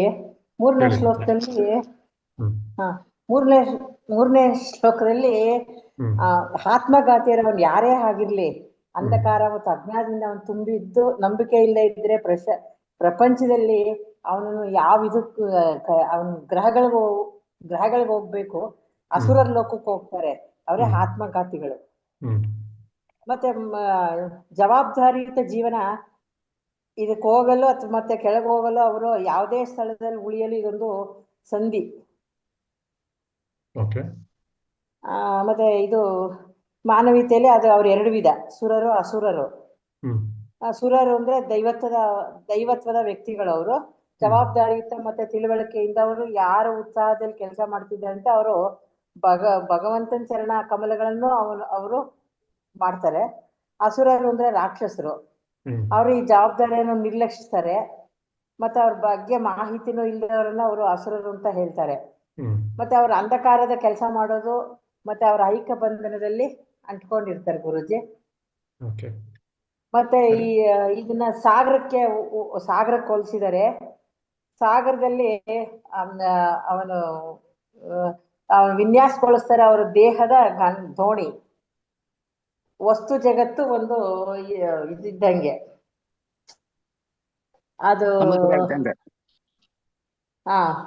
ಮತ್ತೆ ವೇದ ಗ್ರಂಥ ಆಚಾರ್ಯರು ಅಥವಾ ಸಂತ ಶಿಕ್ಷಕರು ಅವರು ತಜ್ಞ ದೋಣಿ ಸವಾರರು ಗುರುಜಿ. ಮತ್ತೆ ಅವರು ಮಾನವ ದೇಹದ ಅನುಕೂಲಗಳು, ಅವ್ರಿಗೆ ಅನುಕೂಲ ಆದ ಅವ್ರಿಗೆ ತಂಗಾಳಿ ದೋಣಿ ಅವ್ರು ಯಾವ ಸ್ಥಳಕ್ಕೆ ಇಷ್ಟಪಡ್ತಾರೋ ಅದಕ್ಕೆ ಸರಾಗವಾಗಿ ಅವ್ರು ಹೋಗಕ್ಕೆ ಸಹಾಯ ಮಾಡುತ್ತೆ. ವೇದಶಾಸ್ತ್ರ ಅವ್ರು ಬಲ್ಲವರನ್ನ ಅವರು ಒಂದ್ ನಿಮಿಷ ಚೆನ್ನಾಗಿ ಹೇಳಿದ್ರಿ. ಬೇರೆ ಯಾರಾದ್ರೂ ಹೇಳ್ತೀರಾ? ಹರೇ ಕೃಷ್ಣ ಪ್ರಭುಜಿ. ಹೇಳಿ. ಅವ್ರಿಗೆ ಯಾವ ಇಷ್ಟವಾದ ಗ್ರಹಗಳಿಗೆ ಹೋಗ್ಬೇಕೋ ಅದನ್ ಬಗ್ಗೆ ತುಂಬಾ ಜ್ಞಾನ ಇದ್ರೆ ಅಲ್ಲಿಗೆ ಹೋಗ್ತಾರೆ. ಆದ್ರೆ ಭಗವತ್ ಧಾಮಕ್ಕೆ ಹೋಗ್ಬೇಕು ಅಂದ್ರೆ ನಾವು ಅಕರ್ಮದಲ್ಲಿರ್ಬೇಕು. ಆಮೇಲೆ ನಾವು ಅದಕ್ಕೆ ಏನ್ ಮಾಡ್ಬೇಕು ಅದನ್ನ ಪ್ರಯತ್ನ ಪಡ್ತಾ ಇರ್ಬೇಕು ಪ್ರಭುಜಿ. ಹರೇ ಕೃಷ್ಣ. ಯಾರಾದ್ರು? ಈ ಕತ್ತಲೆಯಿಂದ ನಾವು ಅಜ್ಞಾನದಿಂದ ಜ್ಞಾನಕ್ಕೆ ಬರ್ಬೇಕು, ಅದನ್ನ ನಾವು ಮುಂದುವರಿಸ್ಬೇಕು ಪ್ರಭುಜಿ. ಹರೇ ಕೃಷ್ಣ. ಹರೇ ಕೃಷ್ಣ. ಎಲ್ಲರೂ ಚೆನ್ನಾಗಿ ಹೇಳಿದ್ದೀರಾ, ಎಲ್ಲರೂ ಕೇಳಿಸ್ಕೊಂಡಿದ್ದೀರಾ ಅಂತ ಅರ್ಥ ಆಯ್ತು. ಇದು ಶ್ಲೋಕದಲ್ಲಿ ಇದೇನು ಅರ್ಥ ಮಾಡ್ಕೋಬೇಕಂದ್ರೆ, ನಾವು ನಮ್ಮ ಆಧ್ಯಾತ್ಮಿಕ ಗುರಿಯನ್ನು ಮರೆತು ಕೇವಲ ಭೌತಿಕ ಸುಖಗಳನ್ನ ಮುಳುಗಿದ್ರೆ ಏನಾಗುತ್ತೆ, ಮರಣದ ನಂತರ ಅಜ್ಞಾನ ಮತ್ತು ಕತ್ತಲೆಯನ್ನು ತುಂಬಿದ ಆಸುರೀಯ ಲೋಕಗಳಿಗೆ ಪ್ರವೇಶ ಮಾಡಬೇಕಾಗತ್ತೆ. ಇಲ್ಲಿ ಆತ್ಮಹನ ಅಂದ್ರೆ ಆತ್ಮವನ್ನು ಕೊಂದವರು ಅಂತ ಅಕ್ಷರಶಃ ಇದು ಲಿಟ್ರರಿ ಮೀನಿಂಗು. ಆದ್ರೆ ಇಲ್ಲಿ ಅದರ ಅರ್ಥ ಆತ್ಮವನ್ನು ನಾಶಪಡಿಸುವುದು ಎಂದಲ್ಲ. ಯಾಕಂದ್ರೆ ಆತ್ಮ ಅವಿನಾಶಿ, ಬದಲಾಗಿ ಅದು ನಮ್ಮ ಆತ್ಮದ ನಿಜವಾದ ಸ್ವರೂಪ ಮತ್ತು ಸಾಮರ್ಥ್ಯವನ್ನು ನಾವು ಕಡೆಗಣಿಸ್ತಾ ಇದ್ದೀವಿ ಅಂತ ತೋರಿಸುತ್ತೆ. ಯಾವಾಗ ನಾವು ನಮ್ಮ ಆತ್ಮದ ಸಾಮರ್ಥ್ಯವನ್ನು ನಾವು ಕಡೆಗಣಿಸ್ತೀವಿ, ಅದು ಆತ್ಮದ ಒಂದು ಸೂಸೈಡ್ ಮಾಡ್ಕೊಂಡಂಗೆ ಅಂತ. ಇಲ್ಲಿ ಇದು ಒಂದು ಉದಾಹರಣೆ ತರ ಇದನ್ನು ಆತ್ಮವನ್ನು ನಾಶಪಡಿಸ್ಲಿಕ್ಕೆ ಲಿಟ್ರಲಿ ಸಾಧ್ಯ ಇಲ್ಲ. ಸೊ ಅದರಿಂದ ಈ ಶ್ಲೋಕದ ಅನ್ವರ್ಥ ಏನಂದ್ರೆ, ಅಸೂರ್ಯ ನಾಮತೆ ಲೋಕ ಅಂದೇನ ತಮಸಾವೃತ ಅಂದ್ರೆ ಆಸುರೀಯ ಎಂದು ಕರೆಯಲ್ಪಡುವ ಲೋಕಗಳು ಅಜ್ಞಾನ ಮತ್ತು ಕತ್ತಲೆಯಿಂದ ಆವೃತವಾಗಿರುತ್ತೆ. ಅಲ್ಲಿಗೆ ಈ ಆತ್ಮವನ್ನು ಹತ್ಯೆ ಮಾಡುವಂತಹ ಜನಗಳನ್ನು ಅಲ್ಲಿ ಕಳಿಸಲಾಗುತ್ತೆ. ನಂತರ ತಾಂಸ್ತೆ ಪ್ರೇತ್ಯಾಭಿಗಚ್ಚಂತಿ ಏಕೇತಿ ಜಾತ್ಮನೋಹನ ಜನಾಹ ಅಂದ್ರೆ ಆ ಲೋಕಗಳಿಗೆ ಅಂತಹವರನ್ನು ಆತ್ಮವನ್ನು ಕೊಂದವರನ್ನು ಮರಣದ ನಂತರ ಅಲ್ಲಿ ಕಳಿಸಲಾಗುತ್ತೆ. ಸೊ ಸರಳವಾಗಿ ಹೇಳೋದಂದ್ರೆ, ಈ ಶ್ಲೋಕ ನಮ್ಮ ಆಧ್ಯಾತ್ಮಿಕ ಅಸ್ತಿತ್ವವನ್ನು ನಿರ್ಲಕ್ಷಿಸಿ ಕೇವಲ ಭೌತಿಕ ವಿಷಯಗಳಲ್ಲಿ ಮುಳುಗಿದ್ರೆ ಅದರ ಭವಿಷ್ಯ ಏನಾಗುತ್ತೆ ಅನ್ನೋದರ ಬಗ್ಗೆ ಈ ಶ್ಲೋಕದಲ್ಲಿ ವಿವರವಾಗಿ ಕೊಟ್ಟಿದ್ದಾರೆ. ಇಲ್ಲಿ ಆತ್ಮವನ್ನು ಕೊಂದವರು ಅಂದ್ರೆ ಆತ್ಮನೋ ಜನಾಹ, ಇದು ಬಹಳ ಮುಖ್ಯವಾದ ಪದ. ನಮ್ಗೆ ಯಾವಾಗ್ಲೂ ನೆನ್ಪಿಟ್ಕೋಬೇಕು. ನಾವು ಸಾಧನಾ ಭಕ್ತರು ಸಾಧನೆ ಮಾಡ್ತಾ ಇದ್ದೀವಿ. ಸೊ ಆತ್ಮನೋ ಜನಾಹ ಎನ್ನುವ ಪದ ಬಹಳ ಮುಖ್ಯ. ಇದು ಅಕ್ಷರಶಃ ಆತ್ಮವನ್ನು ನಾಶ ಮಾಡುವವರನ್ನು ಸೂಚಿಸುವುದಿಲ್ಲ, ಯಾಕಂದ್ರೆ ಆತ್ಮ ವಿನಾಶಿ. ಇದು ಬದಲು ನಾವು ಅದು ನಿಜವಾದ ಉದ್ದೇಶ ಏನಿದೆ, ದೇಹವನ್ನು ಪಡ್ಕೊಂಡಿದ್ದೇವೆ, ಮನುಷ್ಯನ ದೇಹವನ್ನು ಏನಕ್ಕೆ ಪಡ್ಕೊಂಡಿದ್ದೀವಿ, ಅದನ್ನು ನಾವು ನಿರ್ಲಕ್ಷಿಸ್ತೇವೆ. ಅದರ ಪರಿಣಾಮ ಏನಾಗುತ್ತೆ ಅಂತ ಹೇಳ್ತಾರೆ. ಸೊ ಹೀಗಾಗಿ ನಾವು ಕೆಲವು ಉದಾಹರಣೆಗಳನ್ನು ನೋಡಬಹುದಾದ್ರೆ, ನಾವು ಆತ್ಮ ಎನ್ನುವ ಜ್ಞಾನ ನಿರ್ಲಕ್ಷಿಸಿದ ಏನಾಗುತ್ತೆ ಅಂದ್ರೆ, ಒಬ್ಬ ವಿದ್ಯಾರ್ಥಿ ಇದ್ದಾನೆ ಅಂದ್ಕೊಳ್ಳಿ. ಒಬ್ಬ ವಿದ್ಯಾರ್ಥಿ ತನ್ನ ಅಧ್ಯಾತ್ಮದ ಅಧ್ಯಯನದ ಸಾಮರ್ಥ್ಯವನ್ನು ಅರ್ತಿದ್ರೂ ಅವನನ್ನು ಕೇವಲ ನಿರ್ಲಕ್ಷಿಸಿ ನಾವೆಲ್ಲ ಇದೆಲ್ಲ ದಿನ ಬೆಳಗ್ಗೆ ನೋಡ್ತಿರ್ತೀವಿ. ನಮ್ಮ ಮನೆಗಳಲ್ಲಿ, ಸುತ್ತಮುತ್ತಲ ಮನೆಗಳಲ್ಲಿ ನೋಡ್ತಾ ಇರ್ತೀವಿ. ಅವನಿಗೆ ಒಳ್ಳೆ ಇಂಟೆಲಿಜೆನ್ಸ್ ಇರುತ್ತೆ, ಆದ್ರೂ ಅವನು ಏನ್ ಮಾಡ್ತಾನೆ, ಅದನ್ನ ನಿರ್ಲಕ್ಷ್ಯ ಮಾಡ್ತಾನೆ. ಮತ್ತು ಆಟ ಆಡೋದು ಮತ್ತು ಟಿವಿ ನೋಡೋದು, ಇಲ್ಲ ಯೂಟ್ಯೂಬ್ ನೋಡೋದು, ಈ ತರ ಎಲ್ಲ ನೋಡ್ಕೊಂಡು ಸಮಯ ಹಾಳು ಮಾಡ್ತಾ ಇರ್ತಾರೆ. ಅವನೇನ್ ಮಾಡ್ತಾನೆ, ಅವನು ಸಾಮರ್ಥ್ಯ ಇದ್ರೂ ಕೂಡ ತನ್ನ ಭವಿಷ್ಯವನ್ನು ತಾನೇ ಕೊಂಡ್ಕೊಳ್ತಾ ಇದ್ದ. ಅದೇ ರೀತಿ ಆತ್ಮವ್ರು ಏನ್ ಮಾಡ್ತಾರೆ, ತಮ್ಮನ್ನು ಆಧ್ಯಾತ್ಮಿಕ ಜೀವಿಗಳು ಅಂತ ತಿಳಿದಿದೆ, ಸುಮಾರು ಜನಕ್ಕೆ ತಿಳಿದಿದೆ ನಾವು ಆಧ್ಯಾತ್ಮಿಕ ಜೀವಿಗಳು, ನಾವು ಆತ್ಮ ದೇಹ ಅಲ್ಲ ಅಂತ ತಿಳಿದಿದೆ. ನಂತರ ಅದ್ರ ಮುಂದಕ್ಕೆ ಏನು ಮಾಡ್ತಾ ಇಲ್ಲ. ಸೊ ಅವ್ರು ಏನ್ ಮಾಡ್ತಾರೆ, ಆ ಸತ್ಯವನ್ನು ಮರೀತಾರೆ. ಕೇವಲ ಹಣ, ಸ್ಥಾನಮಾನ ಮತ್ತು ಇಂದ್ರಿಯಗಳ ಸುಖ ಅದ್ರ ಮುಂದೆನೆ, ಅದ್ರ ಮುಂದೆ ಓಡಾಡ್ತಾ ಇರ್ತಾರೆ. ಇನ್ನೊಂದು ಉದಾಹರಣೆ ತಗೊಳ್ಬಹುದಂದ್ರೆ, ಒಬ್ಬ ವ್ಯಕ್ತಿಗೆ ಒಂದು ಅಮೂಲ್ಯವಾದ ವಜ್ರ ಸಿಗುತ್ತೆ ಅಂತ ತಿಳ್ಕೊಳ್ಳೋಣ. ಆದ್ರೆ ಅವನು ಒಂದು ಸಾಮಾನ್ಯ ಕಲ್ಲು ಅಂತ ಭಾವಿಸ್ಬಿಟ್ಟು ಎಸ್ಬಿಟ್ರೆ ಏನ್ ಪ್ರಯೋಜನ? ಅವನು ವಜ್ರವನ್ನು ನಾಶಪಡಿಸುವುದಿಲ್ಲ, ಆದ್ರೆ ಅದರ ಮೌಲ್ಯವನ್ನು ಗುರುತಿಸೋದಿಲ್ಲ. ಅದರಿಂದ ಏನಾಗುತ್ತೆ, ಅವನದನ್ನು ಕಳ್ಕೊಳ್ತಾನೆ. ಸೊ ಮನುಷ್ಯನ ಜೀವನ ಒಂದು ಅಮೂಲ್ಯ ರತ್ನ. ನಾವು ಭಗವಂತನಿಗೆ ನಮ್ಮ ಸಂಬಂಧವನ್ನು ಸ್ಥಾಪಿಸಲು ಈ ರತ್ನದವನ್ನು ಬಳಸ್ಕೋಬೇಕು. ಅದನ್ನು ಕೇವಲ ತಿನ್ನುವುದು, ಮಲಗುವುದು ಮತ್ತು ಐಹಿಕ ಸುಖಗಳಿಗೆ ಸೀಮಿತಗೊಳಿಸ್ಕೊಂಡ್ರೆ ಏನಾಗುತ್ತೆ, ನಮ್ಮ ಆತ್ಮದ ನಿಜವಾದ ಮೌಲ್ಯವನ್ನು ಕೊಲ್ತಾ ಇದ್ದೀವಿ ಅಂತ ಅರ್ಥ. ಇಲ್ಲಿ ದೇಹ ಮತ್ತು ಆತ್ಮದ ಸಂಬಂಧ ನಮ್ಗೆಲ್ಲ ತಿಳಿದಿರುವಂತೆ ಈ ಈಶೋಪನಿಷತ್ನ ಮೊದಲ 2 ಶ್ಲೋಕಗಳೊಂದಿಗೆ ಒಂದು ಆಳವಾದ ಸಂಬಂಧ ಇದೆ. ಮೊದಲ ಶ್ಲೋಕ ಎಲ್ಲರಿಗೂ ಭಗವಂತನಿಗೆ ಸೇರಿದೆ ಮತ್ತು ಆತ ನೀಡಿದ ಭಾಗದಿಂದ ನಾವು ತೃಪ್ತರಾಗಿದೆ. ನಮ್ಗೆ ಏನು, ನಮ್ಮ ಪಾಲಿಗೆ ಏನು ಕೊಟ್ಟಿದ್ದಾನೆ ಭಗವಂತ, ಅದರಿಂದ ನಾವು ತೃಪ್ತರಾಗಿರ್ಬೇಕು ಅನ್ನೋದು ಹಿಂದಿನ 2 ಶ್ಲೋಕಗಳು ತಿಳ್ಕೊಂಡಿವಿ. 2ನೇ ಶ್ಲೋಕ ಏನ್ ಹೇಳುತ್ತೋ, ನಾವು ಮಾಡುವ ಕರ್ಮಗಳನ್ನು ನಮ್ಮನ್ನು ಬಂಧಿಸಬಾರದು, ಆ ರೀತಿಯಲ್ಲಿ ನಾವು ಕರ್ಮ ಮಾಡಬೇಕು ಅಂತ ಹೇಳುತ್ತೆ. ಸೊ ಆದ್ರೆ ಯಾವ ಆತ್ಮಹನ ಮಾಡುವ ವ್ಯಕ್ತಿ ಇರ್ತಾನೆ, ಅವನು ಈ 2 ತತ್ವಗಳನ್ನು ಸಂಪೂರ್ಣವಾಗಿ ತಿರಸ್ಕರಿಸ್ತಾನೆ. ಅವನು ದೇಹವೇ ಅಲ್ಲ, ನಾನೇ ಅದರ ಮಾಲೀಕ ಅಂತ ಭಾವಿಸ್ತಾ ಇರ್ತಾನೆ. ಅವನು ತನ್ನ ದೇಹವನ್ನು ಏನ್ ಮಾಡ್ತಾನೆ, ಭಗವಂತನ ಸೇವೆಯಲ್ಲಿ ತೊಡಗಿಸುವ ಬದಲು ತನ್ನ ಸ್ವಂತ ಸುಖಗಳಿಗೆ ಬಳಸ್ತಾ ಇರ್ತಾನೆ. ಹೀಗಾಗಿ ಇಂಥ ವ್ಯಕ್ತಿಗಳು ಏನ್ ಮಾಡ್ತಾರೆ, ತಮ್ಮ ಆತ್ಮದ ಪ್ರಗತಿಯನ್ನು ತಡೆಗಟ್ತಾರೆ ಮತ್ತು ಭೌತಿಕ ಸುಖಗಳಿಗೆ ಮಾತ್ರ ಇರುವ ಲೋಕಗಳಿಗೆ ಹೋಗ್ತಾರೆ. ಅಲ್ಲಿ ಏನ್ ಮಾಡುತ್ತೆ, ಈ ಜ್ಞಾನ ಪಡ್ಕೊಳ್ಳಿಕ್ಕೆ ಮತ್ತು ನಾನು ಆತ್ಮ ಅಂತ ತಿಳ್ಕೊಳ್ಳೋ ಜ್ಞಾನ ಕೂಡ ಮರ್ತೋಗ್ಬಿಟ್ಟಿರ್ತಾನೆ ಅವನು ಆ ಲೋಕಗಳಿಗೆ ಹೋದ್ರೆ. ಸೊ ಆದ್ರಿಂದ ಈ ಶ್ಲೋಕದ ಉದ್ದೇಶ ನಮ್ಮನ್ನು ಬೇಸಿಕಲಿ ಹೆದರ್ಸೋದಲ್ಲ, ಆದ್ರೆ ನಾವು ಮಾಡುವ ಕಾರ್ಯಗಳೇನಿದೆ ಅದನ್ನು, ನಾವು ಏನ್ ಕಾರ್ಯ ಮಾಡ್ತಾ ಇದೀವಿ ಇವಾಗ, ಅದು ನಮ್ಮ ಭವಿಷ್ಯವನ್ನು ನಿರ್ಧರಿಸುತ್ತೆ ಅಂತ ಇಲ್ಲಿ ಈ ಶ್ಲೋಕದಲ್ಲಿ ಹೇಳಿದ್ದಾರೆ. ಮುಂದಿನ ಶ್ಲೋಕಕ್ಕೆ ಹೋಗೋಣ.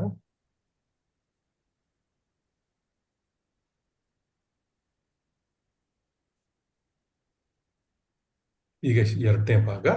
2ನೇ ಭಾಗದಲ್ಲಿ ಲಲಿತಾ ಮಾತಾಜಿ ಲಿಂಕ್ ಹಾಕಿದ್ದಾರೆ, ಅಟೆಂಡೆನ್ಸ್ ಹಾಕೊಳ್ಳಿ. ಸೊ 2ನೇ ಭಾಗದಲ್ಲಿ 4ರಿಂದ 8 ಶ್ಲೋಕಗಳಿದಾವೆ. 4ರಿಂದ 8ನೇ ಶ್ಲೋಕ, ಇಲ್ಲ 5 ಶ್ಲೋಕಗಳಿದಾವೆ. ಇಲ್ಲಿ 4ನೇ ಶ್ಲೋಕದಲ್ಲಿ ಇಂತಹ ಜನರು, ಈ ಆತ್ಮಹನ ಮಾಡುವಂತ ಜನರು ಏಕೆ ಭಗವಂತನನ್ನು ಅರ್ಥ ಮಾಡ್ಕೊಳ್ಳಿಕ್ಕೆ ಸಾಧ್ಯವಾಗುವುದಿಲ್ಲ ಎನ್ನುವುದು 4ನೇ ಮಂತ್ರ ವಿವರಿಸುತ್ತೆ. ಯಾಕಂದ್ರೆ ಅವನು ಎಲ್ಲಾ ಭೌತಿಕ ಲೆಕ್ಕಾಚಾರಗಳನ್ನು ಮೀರಿದ್ದಾನೆ ಮತ್ತು ಹೀಗೆ ಅವನನ್ನು ತನ್ನನ್ನು ಬಹಿರಂಗಪಡಿಸಿದಾಗ ಮಾತ್ರ ತಿಳಿದು ಬರ್ತದೆ. ಮಂತ್ರ 5 ಏನ್ ಮಾಡುತ್ತೆ, ಅದೇ 4ನೇ ಶ್ಲೋಕದ 4ನೇ ಮಂತ್ರದ ಚರ್ಚೆಯನ್ನು ಮುಂದುವರಿಸಿಕೊಂಡು ಹೋಗ್ತದೆ ಮತ್ತು ಭಗವಂತನು ಗ್ರಹಿಸಲಾಗದ ಸಾಮರ್ಥ್ಯಗಳನ್ನು ಹೊಂದಿದ್ದಾನೆ. ಭಗವಂತನ ಸಾಮರ್ಥ್ಯಗಳು ನಮ್ಗೆ ಗ್ರಹಿಸ್ಲಿಕ್ಕೆ ಸಾಧ್ಯವೇ ಇಲ್ಲ. ಅದು ಅವನಿಗೆ ಇಷ್ಟವಿಲ್ಲದವರಿಗೆ ಅವನನ್ನು ತಿಳಿಯದಂತೆ ಮಾಡ್ತದೆ, ಅಷ್ಟೊಂದು ಸಾಮರ್ಥ್ಯ ಇದೆ ಅವನಿಗೆ. ಸೊ ಯಾರು ಭಗವಂತ ಯಾರಿಗೆ ತನ್ನನ್ನು ತೋರಿಸ್ಕೊಳ್ಳಿಕ್ಕೆ ಇಷ್ಟ ಇಲ್ವೋ ಅದನ್ನು ತೋರಿಸಿಕೊಳ್ಳದಂತೆ ಅವನಿಗೆ ಇಟ್ಕೊಳ್ಳುವ ಒಂದು ಇದಿದೆ ಅವನಿಗೆ ಶಕ್ತಿ ಇದೆ. ಅವನು ಮಾಯೆಯ ಮೂಲಕವಾಗಿ ಅದನ್ನು ಮಾಡ್ತಾನೆ. ಮಂತ್ರ 6ರಲ್ಲಿ ಏನ್ ಮಾಡ್ತದೆ, ಮಹಾಭಾಗವತಾದ ಕೃಷ್ಣನನ್ನು ಎಲ್ಲೆಡೆ ನೋಡಬಲ್ಲವನ ದೃಷ್ಟಿ ವಿವರಿಸುತ್ತೆ. ಯಾರು ಕೃಷ್ಣನ್ ಎಲ್ಲ ಕಡೆ ನೋಡ್ಲಿಕ್ಕೆ ಒಂದು ಶಕ್ತಿ ಬೆಳೆಸ್ಕೊಳ್ತಾನೆ, ಅವನ ದೃಷ್ಟಿ ಹೇಗಿರುತ್ತೆ ಅಂತ ವಿವರಿಸುತ್ತೆ. ಮಂತ್ರ 6ರಲ್ಲಿ ಏನ್ ಪರಿಚಯ ಮಾಡ್ಕೋತೀವಿ ನಾವು, ಆ ಪ್ರಾಜ್ಞೆಯನ್ನು ಮತ್ತಷ್ಟು ವಿವರಿಸುವ ಶಕ್ತಿ ಕೆಲಸವನ್ನು ಮಂತ್ರ 7 ಮಾಡುತ್ತೆ. ಕೊನೆಗೆ ಮಂತ್ರ 8ರಲ್ಲಿ ನಾವು ಭಗವಂತನ ಕೆಲವು ಗುಣಗಳನ್ನು ವಿವರಿಸುತ್ತೆ. ಯಾಕಂದ್ರೆ ಅವನು ಮಹಾಭಾಗವತದಿಂದ 6 ಮತ್ತು 7ರಲ್ಲಿ ಅವನು ವಿವರಿಸಲ್ಪಟ್ಟಿದ್ದಾನೆ. ಮತ್ತಷ್ಟು ಕೆಲ ಗುಣಗಳನ್ನು ನಾವು ಮಂತ್ರ 8ರಲ್ಲಿ ನೋಡ್ತೀವಿ. ಇವಿಷ್ಟು ಶ್ಲೋಕಗಳು 2ನೇ ಭಾಗದಲ್ಲಿವೆ. ನಾವು ಈಗ 2ನೇ ಭಾಗದ ಮೊದಲನೇ ಶ್ಲೋಕ ಅಂದ್ರೆ 4ನೇ ಶ್ಲೋಕವನ್ನು ಪ್ರಾರಂಭ ಮಾಡೋಣ. ಶ್ಲೋಕ 4 ಫಸ್ಟ್ ನಾನು ಓದ್ತೇನೆ, ಆಮೇಲೆ ಓದೋಣ. ಅನೇಜದೇಕಂ ಮನಸೋ ಜವೀಯೋ ನೈನದ್ದೇವ ಅಪ್ನುವನ್ ಪೂರ್ವಮರ್ಷತ್ ತದ್ದವತೋ ನ್ಯಾನ್ಯತ್ಯೇತಿ ತಿಷ್ಟತ್ ತಸ್ಮಿನ್ನಪೋ ಮತರಿಶ್ಚದ್ದಾತಿ. ಈಗ ರಿಪೀಟ್ ಮಾಡೋಣ. ಅನೇಜದೇಕಂ ಮನಸೋ ಜವೀಯೋ ಅನೇಜದೇಕಂ ಮನಸೋ ಜವೀಯೋ ಅನೇಜದೇಕಂ ಮನಸೋ ಜವೀಯೋ ಅನೇಜತೇಕಂ ಮನಸೋ ಜವೀಯೋ ನೈನದ್ದೇವ ಅಪ್ನುವನ್ ಪೂರ್ವಂ ಅರ್ಷತ್ ನೈನದೇವ ಆಪ್ನುವನ್ ಪೂರ್ವಂ ಅರ್ಷತ್ ತದ್ದವತ್ಯೋನ್ಯಾನ್ತ್ಯೇತಿ ತಿಷ್ಟತ್ ತದ್ದವತೋ ಜ್ಞಾನತ್ಯೇತಿ ತಿಷ್ಟತ್ ತಿಷ್ಟತ್ ತಸ್ಮಿನ್ ಅಪಹ ಮಾತರಿಶ್ಚ ದದಾತಿ ತಸ್ಮಿನ್ನಪೋ ಮತರಿಶ್ವದದಾತಿ ಅನೇಜತ್ ಏಕಂ ಮನಸೋ ಚ್ಯವಿಯಃ ಅನೇಜದೇಕಂ ಮನಸೋ ಜವಿಯೋ ನೈನದ್ದೇವ ಅಪ್ನುವನ್ ಪೂರ್ವಾರ್ಷತ್ ನೈನದೇವ ಆಪ್ನುವನ್ ಪೂರ್ವಮರ್ಷತ್ ತದ್ದವತ್ತೋ ಧ್ಯಾನ್ಯತ್ಯೇತಿ ತಿಷ್ಟತ್ ತದ್ದವತೋ ಜ್ಞಾನತ್ಯೇತಿ ತಿಷ್ಟತ್ ತಿಷ್ಟತ್ ತಸ್ಮಿನ್ನಪೋ ಮತರಿಶ್ಚ ದಾತಿ ತಸ್ಮಿನ್ನಪೋ ಮತರಿಶ್ವದದಾತಿ ಮತರಿಶ್ವದದಾತಿ ತಸ್ಮಿನ್ನಪೋ ಮತರಿಶ್ಚ ದದಾತಿ ತಸ್ಮಿನ್ನಪೋ ಮತರಿಶ್ವದದಾತಿ ಸಮಾನಾರ್ಥಕ ಪದಗಳನ್ನು ನೋಡೋಣ.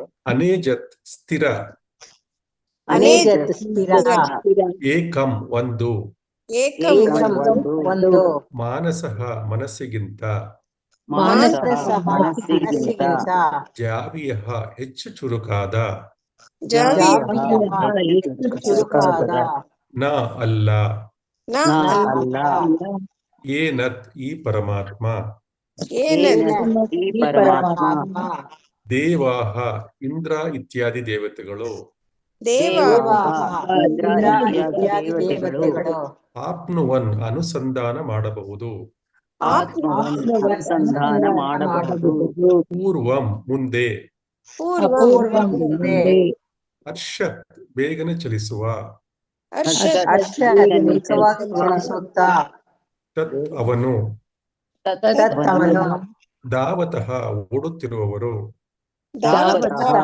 ಓಡುತ್ತಿರುವವರು, ಅನ್ಯಾನ್ ಇತರರು, ಅನ್ಯರು, ಅತ್ಯೇತಿ ಅತಿ ಮೀರಿಸುತ್ತದೆ, ಅತಿ ಮೀರಿಸುತ್ತದೆ,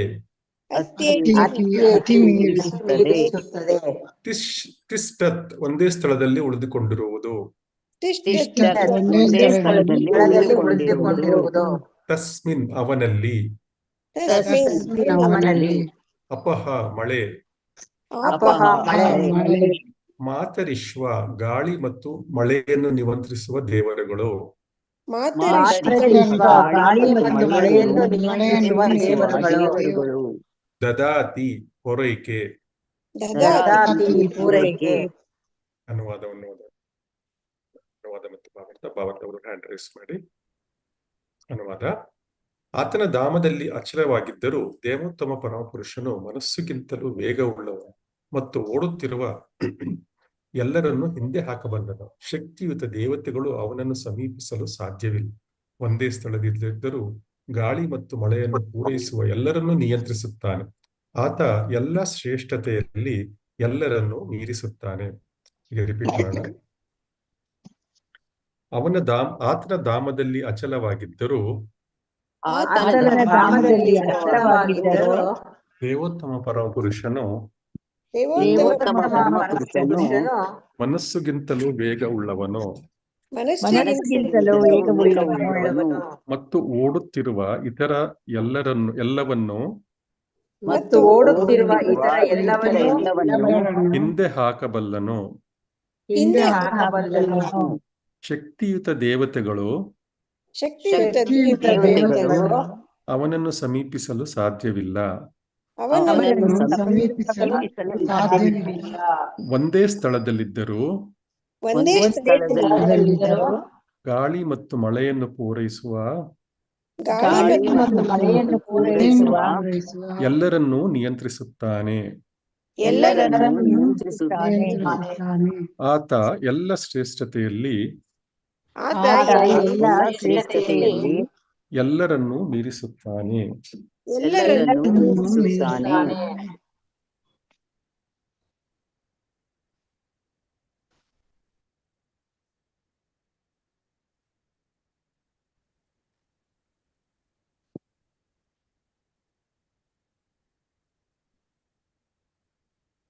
ಭಾವಾರ್ಥ ಶ್ರೀಲ ಪ್ರಭುಪಾದಿಂದ. ಲಲಿತಾ ಮಾತಾಜಿ ಓದ್ತೀರಾ?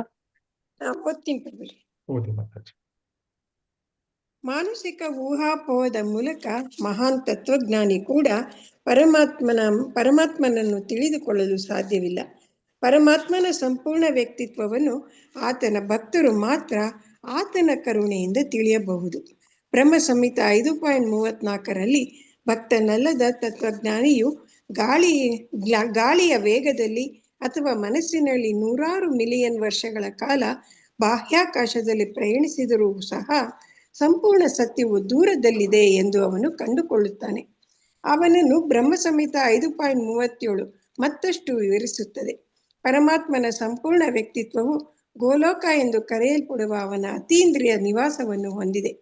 ಅಲ್ಲಿ ಅವನು ವಾಸಿಸುತ್ತಾನೆ ಮತ್ತು ಬ್ರಹ್ಮಾಂಡದ ವ್ಯವಹಾರಗಳನ್ನು ನಿಯಂತ್ರಿಸುತ್ತಾನೆ ಮತ್ತು ಮೇಲ್ವಿಚಾರಣೆ ಮಾಡುತ್ತಾನೆ.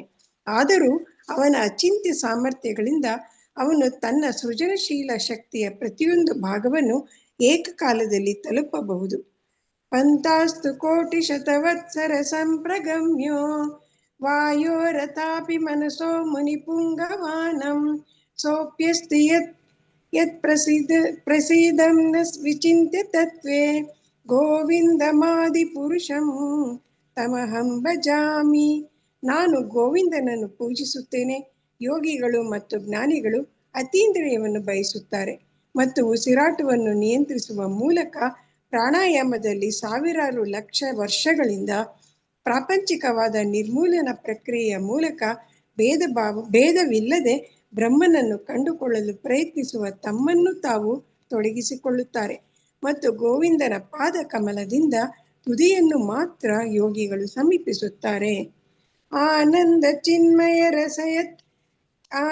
ಚಿನ್ಮಯ ರಸ ಪ್ರತಿಭಾವಿತಾಭಿಃ ತಾಭಿರ್ಯೈವ ನಿಜ ರೂಪತಯಾ ಕಲಾಭಿಃ ಗೋಲೋಕ ಏವ ನಿವಸತ್ ಅಖಿಲಾತ್ಮಭೂತೋ ಗೋವಿಂದಮಾದಿ ಪುರುಷಂ ತಮಹಂ ಭಜಾಮಿ.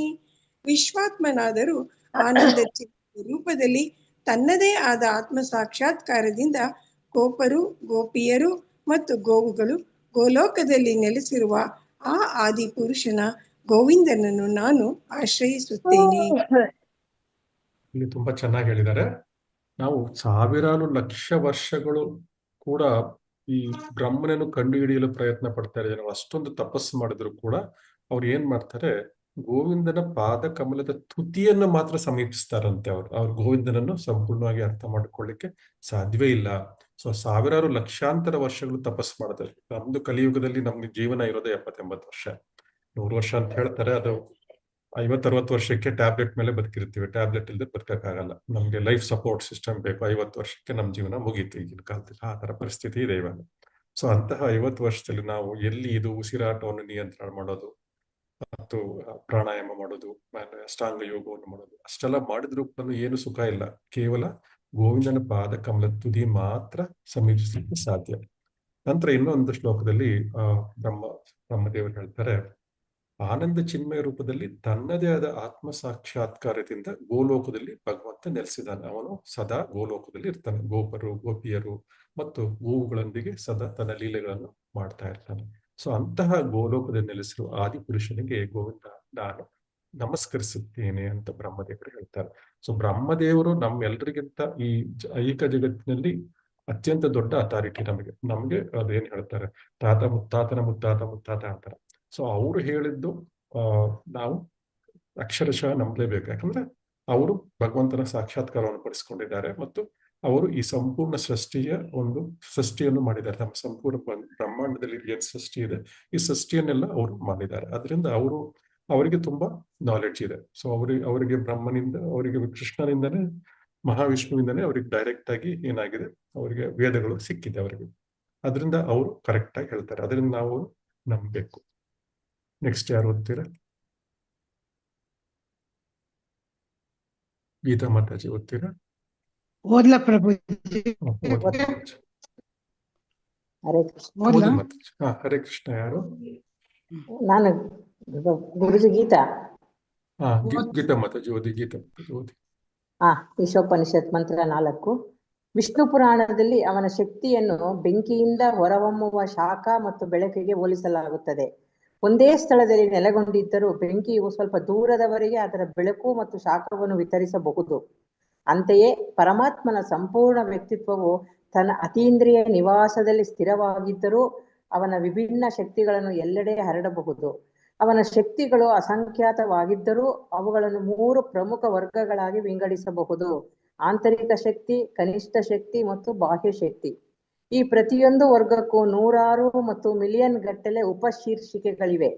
ಗಾಳಿ, ಬೆಳಕು ಮತ್ತು ಮಳೆಯಂತಹ ನೈಸರ್ಗಿಕ ವಿದ್ಯಮಾನಗಳನ್ನು ನಿಯಂತ್ರಿಸಲು ಮತ್ತು ನಿರ್ವಹಿಸಲು ಅಧಿಕಾರ ಹೊಂದಿರುವ ಪ್ರಬಲ ದೇವತೆಗಳನ್ನು ಸಂಪೂರ್ಣ ವ್ಯಕ್ತಿಯ ಕನಿಷ್ಠ ಸಾಮರ್ಥ್ಯದೊಳಗೆ ವರ್ಗೀಕರಿಸಲಾಗಿದೆ. ಮಾನವರನ್ನು ಒಳಗೊಂಡಂತೆ ಕಡಿಮೆ ಜೀವಿಗಳು ಸಹ ಭಗವಂತನ ಕನಿಷ್ಠ ಶಕ್ತಿಗೆ ಸೇರಿರುತ್ತದೆ. ಭೌತಿಕ ಪ್ರಪಂಚವು ಭಗವಂತನ ಬಾಹ್ಯ ಸೃಷ್ಟಿಯಾಗಿದೆ ಮತ್ತು ದೇವರ ರಾಜ್ಯವು ನೆಲೆಗೊಂಡಿರುವ ಆಧ್ಯಾತ್ಮಿಕ ಆಕಾಶವು ಅವನ ಆಂತರಿಕ ಶಕ್ತಿಯ ಅಭಿವ್ಯಕ್ತಿಯಾಗಿದೆ. ಹೀಗೆ ಭಗವಂತನ ವಿವಿಧ ಶಕ್ತಿಗಳು ಎಲ್ಲೆಡೆ ಇರುತ್ತವೆ. ಭಗವಂತ ಮತ್ತು ಆತನ ಶಕ್ತಿಗಳು ವಿಭಿನ್ನವಾಗಿದ್ದರೂ ಈ ಶಕ್ತಿಗಳನ್ನು ಪರಮ ಸತ್ಯವೆಂದು ಯಾರೂ ತಪ್ಪಾಗಿ ಭಾವಿಸಬಾರದು. ಪರಮಾತ್ಮನು ನಿರಾಕಾರವಾಗಿ ಎಲ್ಲೆಡೆ ಹಂಚಿ ಹೋಗಿದ್ದಾನೆ ಅಥವಾ ಅವನು ತನ್ನ ವೈಯಕ್ತಿಕ ಅಸ್ತಿತ್ವವನ್ನು ಕಳೆದುಕೊಳ್ಳುತ್ತಾನೆ ಎಂದು ಯಾರು ತಪ್ಪಾಗಿ ಪರಿಗಣಿಸಬಾರದು. ಅನೇಜದೇಕಂ ಮನಸೋ ಜವಿಯೋ ನೈನದ್ಯೇವ ಆಪ್ನುವನ್ ಪೂರ್ವಂ ಅರ್ಷತ್ ತದ್ದವತೋ ಜ್ಞಾನತ್ಯೇತಿ ತಿಷ್ಠ ತಸ್ಮಿನ್ನಪೋ ಮತರಿಶ್ವದದಾತಿ. ಹರೇ ಹರೇ ಕೃಷ್ಣ ಕೃಷ್ಣ ಮಾತಾಜಿ. ಗುರುಜಿ. ಸೊ ಇಲ್ಲಿ ಮಾನವನ ಇದು ಭಗವಂತನ ಶಕ್ತಿಯನ್ನು ನಾವು 3 ರೂಪಗಳಾಗಿ ಅಂದ್ರೆ 3 ಗುಂಪುಗಳಾಗಿ ವಿಂಗಡಿಸಬಹುದು. ಮೊದಲನೆಯದು ಆಂತರಿಕ ಶಕ್ತಿ. ಈ ಆಂತರಿಕ ಶಕ್ತಿಯಲ್ಲಿ ಭಗವಂತನ ಏನ್ ಮಾಡ್ತಾನೆ, ಇದೆಲ್ಲ ಆಧ್ಯಾತ್ಮಿಕ ಶಕ್ತಿ. ಇದು ಆಂತರಿಕ ಶಕ್ತಿ ಅಂದ್ರೆ ಆಧ್ಯಾತ್ಮಿಕ ಸ್ಪಿರಿಚುವಲ್ ಎನರ್ಜಿ. ನಂತರ ಇನ್ನೊಂದು ಬಾಹ್ಯ ಶಕ್ತಿ, ಅದರ ಆಪೋಸಿಟ್ ಬಾಹ್ಯ ಶಕ್ತಿ. ಇದೇನಿದೆ ಇದೆಲ್ಲ ಭೌತಿಕ ಎಕ್ಸ್ಪ್ಯಾನ್ಷನ್ ಏನಿದೆ ಅದು ಬಾಹ್ಯ ಶಕ್ತಿ. ಆಂತರಿಕ ಶಕ್ತಿಯಿಂದ ಆಧ್ಯಾತ್ಮಿಕ ಎಕ್ಸ್ಪ್ಯಾನ್ಷನ್ ಆಗುತ್ತೆ. ಬಾಹ್ಯ ಶಕ್ತಿಯಿಂದ ಭಗವಂತನ ಐಹಿಕ ಒಂದು ಪ್ರಪಂಚ ವ್ಯಕ್ತವಾಗುತ್ತೆ. ಸೊ ಐಹಿಕ ಪ್ರಪಂಚ 25% ಅಷ್ಟೇ ಬಾಹ್ಯ ಶಕ್ತಿಯಿಂದ ಉತ್ಪತ್ತಿ ಆಗೋದು, ಮತ್ತು ಆಂತರಿಕ ಶಕ್ತಿ 75% ಇದೆ. ಒಂದು ನಾವು 100 ಅಂತ ತಗೊಂಡ್ರೆ ಈ ಸಂಪೂರ್ಣ ಭಗವಂತನ ಒಂದು ಶಕ್ತಿ 100% ಅಂದ್ರೆ 75% ಅದು ಏನಾಗಿದೆ, ಆಧ್ಯಾತ್ಮಿಕ ಶಕ್ತಿಯಾಗಿ ಅದು ಹೊರಹೊಮ್ಮಿದೆ, ಆಧ್ಯಾತ್ಮಿಕ ಎಕ್ಸ್ಪ್ಯಾನ್ಷನ್. ಬಾಹ್ಯ ಶಕ್ತಿ ಕೇವಲ 25%. ಈ ಬಾಹ್ಯ ಶಕ್ತಿಯಲ್ಲಿ ಕೂಡ ಈ 25% ಅಲ್ಲಿ ಭಗವಂತನ ಏನ್ ಕರಿತೀವಿ ನಾವು, ಅನಂತ ಕೋಟಿ ಬ್ರಹ್ಮಾಂಡಗಳ ಒಡೆಯವನು ಭಗವಂತ. ಅಂದ್ರೆ ಈ 25% ಅಲ್ಲಿ ಅನಂತ ಕೋಟಿ ಬ್ರಹ್ಮಾಂಡಗಳಿದಾವೆ, ಅಂದ್ರೆ ಲೆಕ್ಕವಿಲ್ಲ, ಇನ್ಫೈನೈಟ್ ಅಂತಾರೆ ಇಂಗ್ಲಿಷ್ ಅಲ್ಲಿ. ಅನಂತ ಅಂದ್ರೆ ಇನ್ಫೈನೈಟ್. ಸೊ ಅಷ್ಟು ಬ್ರಹ್ಮಾಂಡಗಳಿದಾವೆ. ಅಂತಹ ಬ್ರಹ್ಮಾಂಡಗಳಲ್ಲಿ ನಮ್ದು ಒಂದೇ ಒಂದು ಬ್ರಹ್ಮಾಂಡ. ಆ ಬ್ರಹ್ಮಾಂಡದಲ್ಲಿ ನಾವು ಒಂದು 7-8 ಬಿಲಿಯನ್ ಜನ ಇದೀವಿ, ನಾವೊಬ್ಬರು. ಅಂದ್ರೆ ನಮ್ಮ ಲೆವೆಲ್ ಏನು, ನಮ್ಮ ಇದು ಏನು ಅಂತ ನಾವು ತಿಳ್ಕೊಬಹುದು, ನಾವು ಯಾವ ಲೆವೆಲ್ ಅಲ್ಲಿ ಇದೀವಿ ಅಂದ್ಬಿಟ್ಟು. ಸೊ ಇವೆರಡರ ಮಧ್ಯೆ ಇನ್ನೊಂದು ಕನಿಷ್ಠ ಶಕ್ತಿ ಅಂತಾರೆ. ಇದನ್ನು ಮಾರ್ಜಿನಲ್ ಎನರ್ಜಿ ಅಂತಾರೆ ಇಂಗ್ಲಿಷ್ ಅಲ್ಲಿ. ಮಾರ್ಜಿನಲ್ ಎನರ್ಜಿ ಅಂದ್ರೆ ಏನು, ಎರಡಕ್ಕೂ ನಡುವಿನದ್ದು. ಆ ಕಡೆನೂ ಹೋಗ್ಬೋದು, ಈ ಕಡೆನೂ ಹೋಗ್ಬೋದು. ಅಂದ್ರೆ ಈ ಕನಿಷ್ಠ ಶಕ್ತಿಯಿಂದ ಉತ್ಪಾದನೆಗೊಂಡ ಏನು ಜೀವಿಗಳಿದಾವೆ ಇವೆಲ್ಲನೂ ಏನ್ಬಂದ್ರೆ ಮಾನವರಿಂದ ಹಿಡಿದು ಮಾನವರನ್ನು ಒಳಗೊಂಡಂತೆ ಭಗವಂತನ ಕನಿಷ್ಠ ಶಕ್ತಿಗೆ ಸೇರ್ತವೆ, ಅಂದ್ರೆ ಮಾರ್ಜಿನಲ್ ಎನರ್ಜಿಗೆ ಸೇರ್ತವೆ. ಅಂದ್ರೆ ಆ ಕಡೆನೂ ಇಲ್ಲ, ಈ ಕಡೆನೂ ಇಲ್ಲ. ಸೊ ನಮಗೆ ಇದು ಫ್ರೀಡಮ್ ಇದೆ. ಇವಾಗ ಯಾವ ಕಡೆ ಹೋಗ್ಬೇಕು ಅನ್ನುವ ಫ್ರೀಡಮ್ ಅನ್ನು ಭಗವಂತ ಕೊಟ್ಟಿದ್ದಾನೆ. ಸೊ ಅಂದ್ರೆ ಈ 84 ಲಕ್ಷ ಯೋನಿ ಜೀವಿಗಳೇನಿದಾವೆ ಇವು ಎಲ್ಲದಕ್ಕೂ ಭಗವಂತ ಇದೊಂದು ಚಾಯ್ಸ್ ಕೊಟ್ಟಿದ್ದಾನೆ. ನೀವು ಆಂತರಿಕ ಶಕ್ತಿ ಕಡೆ ಹೋಗ್ಬೋದು, ಇಲ್ಲ ಬಾಹ್ಯ ಶಕ್ತಿಯಲ್ಲಿ ಉಳ್ಕೋಬಹುದು ಅಂತ. ಬಾಹ್ಯ ಶಕ್ತಿಯಲ್ಲಿ ಉಳ್ಕೊಂಡ್ರೆ ಏನಾಗುತ್ತೆ ಅನ್ನೋದು ನಾವು ಹಿಂದಿನ ಶ್ಲೋಕದಲ್ಲಿ ನೋಡಿದ್ವಿ. ನಾವು ಈ ಕತ್ತಲೆಯ ಸ್ಥಳಕ್ಕೆ ನೂಕಲ್ಪಡ್ತೇವೆ. ಆದ್ರೆ ನಾವು ಪ್ರಯತ್ನ ಪಟ್ಟು ನಾವು ಈ ಮಾನವ ದೇಹವನ್ನು ಉಳಿಸ್ಕೊಂಡ್ರೆ ಈ ಕೇವಲ 4 ಲಕ್ಷ ಜನಗಳಿಗೆ 4 ಲಕ್ಷ ಯೋನಿಗಳು ಮಾತ್ರ ಮಾನವ ಯೋನಿಗಳು. ಈ ಮಾನವ ಯೋನಿ ಸಿಗೋದೇ ತುಂಬಾ ಕಷ್ಟ. ಅಂಥದ್ರಲ್ಲಿ ನಾವು ಆ ಶಕ್ತಿಯನ್ನು ನಾವು ಬಳಸ್ಕೊಂಡು ನಾವು ಆಂತರಿಕ ಶಕ್ತಿಯ ಕಡೆಗೆ ಮೂವ್ ಆಗ್ಲಿಕ್ಕೆ ಪ್ರಯತ್ನ ಪಡಬೇಕು. ನಾವು ಆಧ್ಯಾತ್ಮಿಕ ಶಕ್ತಿಯನ್ನು ಬಳಸ್ಕೋಬೇಕು ಮತ್ತು ಭಗವಂತನ ಸೇವೆಯಲ್ಲಿ ನಾವು ತೊಡಗಿಸ್ಕೊಳ್ಬೇಕು.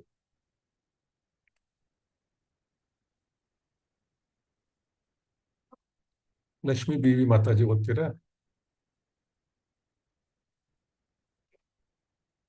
ಹರೇ ಕೃಷ್ಣ. ಲಕ್ಷ್ಮೀ ದೇವಿ ಮಾತಾಜಿ.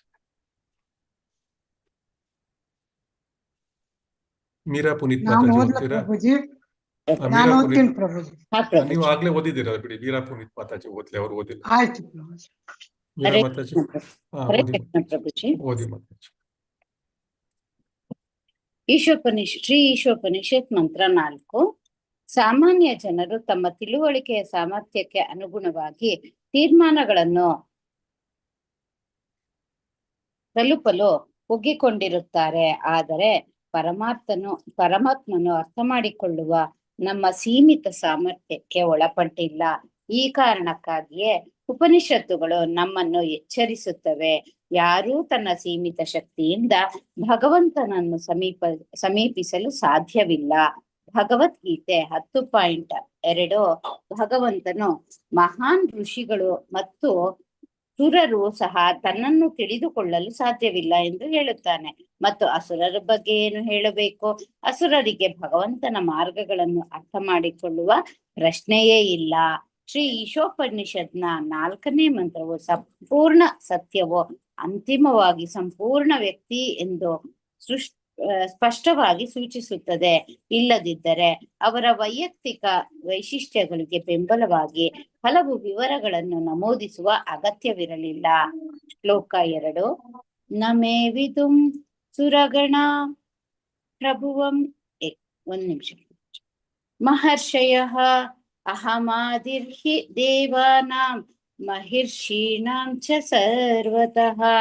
ದೇವತೆಗಳಾಗಲಿ ಮಹರ್ಷಿಗಳಾಗಲಿ ನನ್ನ ಮೂಲವನ್ನಾಗಲಿ ಹಿರಿಯನ್ನಾಗಲಿ ಅರಿಯರೋ.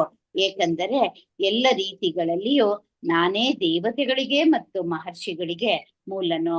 ಭಗವಂತನ ಶಕ್ತಿಗಳ ಪ್ರತ್ಯೇಕ ಭಾಗಗಳು ಭಗವಂತನ ಎಲ್ಲಾ ಲಕ್ಷಣಗಳನ್ನು ಹೊಂದಿದ್ದರೂ ಅವು ಸೀಮಿತ ಚಟುವಟಿಕೆಯ ಕ್ಷೇತ್ರಗಳನ್ನು ಹೊಂದಿವೆ ಮತ್ತು ಆದ್ದರಿಂದ ಎಲ್ಲವೂ ಸೀಮಿತವಾಗಿವೆ. ಭಗವಂತನ ಶಕ್ತಿಗಳ ಪ್ರತ್ಯೇಕ ಭಾಗಗಳು ಎಂದಿಗೂ ಸಮಾನವಾಗಿರುವುದಿಲ್ಲ. ಆದ್ದರಿಂದ ಅವರು ಭಗವಂತನ ಸಂಪೂರ್ಣ ಶಕ್ತಿಯನ್ನು ಪ್ರಶಂಸಿಸಲು ಸಾಧ್ಯವಿಲ್ಲ. ಭೌತಿಕ ಪ್ರಕೃತಿಯ ಪ್ರಭಾವದ ಅಡಿಯಲ್ಲಿ ಭಗವಂತನ ಭಾಗಗಳು ಮತ್ತು ಭಾಗಗಳಾಗಿರುವ ಮೂರ್ಖ ಮತ್ತು ಅಜ್ಞಾನ ಜೀವಿಗಳು ಭಗವಂತನ ಅತೀಂದ್ರಿಯ ಸ್ಥಾನದ ಮೇಲೆ ಊಹಿಸಲು ಪ್ರಯತ್ನಿಸುತ್ತಾರೆ. ಹರೇ ಕೃಷ್ಣ ಮಾತಾಡಿ. ಹರೇ ಕೃಷ್ಣ ಪ್ರಭುಜಿ, ಧನ್ಯವಾದಗಳು. ಸೊ ಇಲ್ಲಿ ಶ್ರೀಲ ಪ್ರಭುಪಾದ ಏನ್ ಹೇಳ್ತಾ ಇದ್ದಾರೆ ಅಂದ್ರೆ, ಸಾಮಾನ್ಯ ಜನರಿಗೆ ತಿಳುವಳಿಕೆ ಸಾಮರ್ಥ್ಯ ಕಡಿಮೆ. ವೇದವ್ಯಾಸ ಮಹರ್ಷಿಗಳು ಭಾಗವತದ ಮೊದಲನೇ ಕ್ಯಾಂಟೋದಲ್ಲಿ ಹೇಳ್ಬಿಟ್ಟಿದ್ದಾರೆ, ಮಂದಾತು ಸುಮಂದ. ಮಂದ ಅಂದ್ರೇನೆ ಏನು ಅರ್ಥ ಆಗಲ್ಲ ನಮ್ಗೆ ಅಂತ ಹೇಳಿ. ಕಲಿಯುಗದಲ್ಲಿ ಮಂದಾತು ಸುಮಂದ ಅತಿ ದಡ್ಡರು ನಾವು. ಸೊ ಆತರ ಪರಿಸ್ಥಿತಿಯಲ್ಲಿದೆ ನಮ್ಗೆ. ಹಿಂದಿನ ಯುಗಗಳಲ್ಲಿ ಜನರು ಉದಾಹರಣೆಗೆ ಈ ಭಾಗವತವನ್ನು ಒಂದ್ಸಾರಿ ಕೇಳಿದ್ರೆ ಸಾಕು, ಅಷ್ಟು ಶ್ಲೋಕಗಳನ್ನ ಅವ್ರು ನೆನ್ಪಿಟ್ಕೊಂಡು ಅದನ್ನ ಅರ್ಥವನ್ನು ಮಾಡ್ಕೊಳ್ತಿದ್ರು. ಅವಾಗ ಅದ್ರ ಬಗ್ಗೆ ಎಕ್ಸ್ಪ್ಲನೇಷನ್ ಬೇಕಾಗಿರ್ಲಿಲ್ಲ, ಶ್ಲೋಕ ಹೇಳಿದ್ರೆ ಸಾಕಾಗಿತ್ತು. ನಮಗೆ ಈ ಶ್ಲೋಕಗಳನ್ನು ಬರೆದು ಕೊಟ್ಟಿದ್ದಾರೆ, ಅದರ ಎಕ್ಸ್ಪ್ಲನೇಷನ್ ಮತ್ತೆ ಮತ್ತೆ ಓದ್ತೀವಿ, ಆದ್ರೂ ನಮ್ಗೆ ನೆನ್ನೆ ಏನ್ ಓದಿದ್ವಿ ಅನ್ನೋದು ನೆನಪಿರೋದಿಲ್ಲ. ಇಷ್ಟು ಈ ಪರಿಸ್ಥಿತಿಯಲ್ಲಿ ಇದೀವಿ ನಾವು. ಸೊ ಆದ್ರಿಂದ ಇಂತಹ ಸಾಮಾನ್ಯ ಜನರು ತಿಳುವಳಿಕೆ ತುಂಬಾ ಕಡಿಮೆ ನಮಗೆ. ನಾವೇನ್ ಮಾಡ್ತಾರೆ, ಈ ಭಗವಂತನನ್ನು ಅರ್ಥ ಮಾಡ್ಕೊಳ್ಳಿಕ್ಕೆ ಪ್ರಯತ್ನ ಪಡ್ತೇವೆ ಈ ಸೀಮಿತ ಒಂದು ಇದರಲ್ಲಿ. ಉದಾಹರಣೆಗೆ ಒಂದು ಕೂಪಮಂಡುಕ ಅಂತ ಹೇಳ್ತೇವೆ. ಒಂದು ಕಪ್ಪೆ ಇನ್ನೊಂದು ದೊಡ್ಡ ಕಪ್ಪೆಯನ್ನು ಕೇಳುತ್ತೆ ಅಂತೀವಿ, ಅದು ಸಮುದ್ರದಿಂದ ಬಂದಿರುತ್ತೆ. ಸಮುದ್ರ ಎಷ್ಟು ದೊಡ್ಡದಿದೆ? ಈ ಬಾವಿಗಿಂತ ತುಂಬಾ ದೊಡ್ಡದು. ಅದು ಇನ್ನಷ್ಟು ದೊಡ್ಡದಾಗುತ್ತೆ. ಇದಕ್ಕಿಂತ ದೊಡ್ಡದಿದೆಯಾ? ಇಲ್ಲ, ಇದಕ್ಕಿಂತ ದೊಡ್ಡದಿದೆ ಅಂತ. ಹಾಗೆ ಅದು ತನ್ನ ಜೀವನವನ್ನು ಅದೇನ್ ಮಾಡುತ್ತೆ, ಅದು ಇದು ಬರ್ಸ್ಟ್ ಆಗಿ ಸತ್ತೋಗ್ಬಿಡುತ್ತೆ. ಸೊ ನಾವು ಅರ್ಥ ಮಾಡ್ಕೊಳ್ಳಕ್ಕೆ ಪ್ರಯತ್ನ ಪಟ್ಟರೆ ನಮ್ ಕಥೆನೂ ಹಾಗೆ ಆಗೋದು. ಆದ್ರಿಂದ ಉಪನಿಷತ್ತಿಗೆ ಏನ್ ಹೇಳ್ತೇವೆ ಅಂದ್ರೆ, ಯಾರೂ ಕೂಡ ನಮ್ಮ ಸೀಮಿತ ಶಕ್ತಿಯಿಂದ ಭಗವಂತನ ಸಮೀಪಿಸ್ಲಿಕ್ಕೆ ಸಾಧ್ಯ ಇಲ್ಲ. ಸೊ ಭಗವಂತನೇ ಹೇಳಿದ್ದಾನೆ ಭಗವದ್ಗೀತೆಯಲ್ಲಿ, ನಮೇ ವಿದುಹು ಸುರಗಣಾಃ ಪ್ರಭವಂ ನ ಮಹರ್ಷಯಃ ಆದಿಮಾದಿರ್ಹಿ ಅಹಮಾದಿರ್ಹಿ ದೇವಾನಾಂ ಮಹರ್ಷೀಣಾಂ ಚ ಸರ್ವಶಃ. ದೇವಾನಾಂ ಮಹರ್ಷಿಣಃ ಅವ್ರಿಗೂ ಕೂಡ ನನ್ಗೆ ಅರ್ಥ ಆಗಲ್ಲ, ಸುರಗಣಗಳಿಗೆ ಯಾರಿಗೂ ನನ್ನ ಅರ್ಥ ಆಗೋದು. ಯಾಕಂದ್ರೆ ಅವರೆಲ್ಲರ ಮೂಲ ನಾನೇ. ಸೊ ಅದರಿಂದ ಭಗವಂತನ ಶಕ್ತಿಗಳ ಪ್ರತ್ಯೇಕ ಭಾಗಗಳು ನಾವೆಲ್ಲ. ಸೊ ಅದರಿಂದ ನಮ್ಗೆ ಎಲ್ಲಾ ಲಕ್ಷಣಗಳು ಇವೆ, ಭಗವಂತನಿಗೆ ಎಲ್ಲಾ ಲಕ್ಷಣಗಳು ಇವೆ. ಆದ್ರೆ ನಮ್ದು ಸೀಮಿತ, ಅದು ಲಕ್ಷಣಗಳು ಏನಿವೆ ಅವು ಸೀಮಿತ, ಅದು ಸ್ಟ್ರೆಂತ್ ಏನಿದೆ ತುಂಬಾ ಸೀಮಿತ. ಸೊ ಭಗವಂತನ ಶಕ್ತಿಗಳ ಒಂದೊಂದು ಪ್ರತ್ಯೇಕ ಭಾಗ ಏನಿದೆ ಅದು ಎಂದೂ ಕೂಡ ಭಗವಂತ ಪೂರ್ಣಮಿದಂ ಅಲ್ವಾ? ಸೊ ಭಗವಂತ ಪೂರ್ಣಮಿದಂ. ಸೊ ನಾವು ಅಪೂರ್ಣ ಆಗ್ಲಿಕ್ಕೆ ಸಾಧ್ಯ ಇಲ್ಲ, ನಾವು ಕೇವಲ ಒಂದು ಕಿಡಿ ಮಾತ್ರ. ಆದ್ರಿಂದ ಅವರು ಭಗವಂತನ ಶಕ್ತಿಯನ್ನು ಪ್ರಶಂಸಲಿಕ್ಕೆ ನಾವು ಸಾಧ್ಯವೇ ಇಲ್ಲ ನಮ್ಮ ಕೈಯಲ್ಲಿ ಬಗ್ಗೆ. ಸೊ ಆದ್ರಿಂದ ನಾವೇನ್ ಮಾಡಬೇಕು, ಇವು ಮೂರ್ಖರಂತೆ ಮಾಡೋ ಕೆಲಸ ಬಿಟ್ಬಿಟ್ಟು ನಾವು ಭಗವಂತನಿಗೆ ಶರಣಾದ್ರೆ, ಭಗವಂತ ಭಕ್ತಿ ಸೇವೆಯಲ್ಲಿ ನಾವು ಮುಂದುವರೆದಾಗ ಭಗವಂತ ಸಂಪೂರ್ಣವಾಗಿ ನಮ್ಗೆ ತಾನು ಏನು, ತನ್ನ ಪರಿಸ್ಥಿತಿ, ತನ್ನ ಸ್ಥಿತಿ ಏನು ಅಂತ ನಮ್ಗೆ ತಿಳಿಸ್ಕೊಡ್ತಾರೆ. ಲಲಿತಾ ಮಾತಾಜಿ ಓದ್ತೀರಾ? ಹರೇ ಕೃಷ್ಣ ಪ್ರಭುಜಿ. ಹರೇ ಓದ್ತೀನಿ. ಕೃಷ್ಣ, ಓದಿ.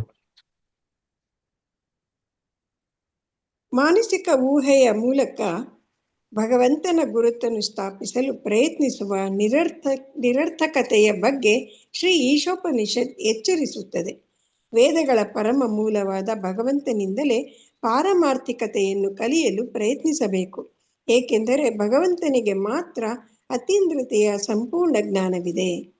ಸಂಪೂರ್ಣ ಪ್ರತಿಯೊಂದು ಭಾಗ ಮತ್ತು ಪಾರ್ಸಲ್ ಭಗವಂತನ ಚಿತ್ತದ ಪ್ರಕಾರ ಕಾರ್ಯನಿರ್ವಹಿಸಲು ಕೆಲವು ನಿರ್ದಿಷ್ಟ ಶಕ್ತಿಯನ್ನು ಹೊಂದಿದೆ.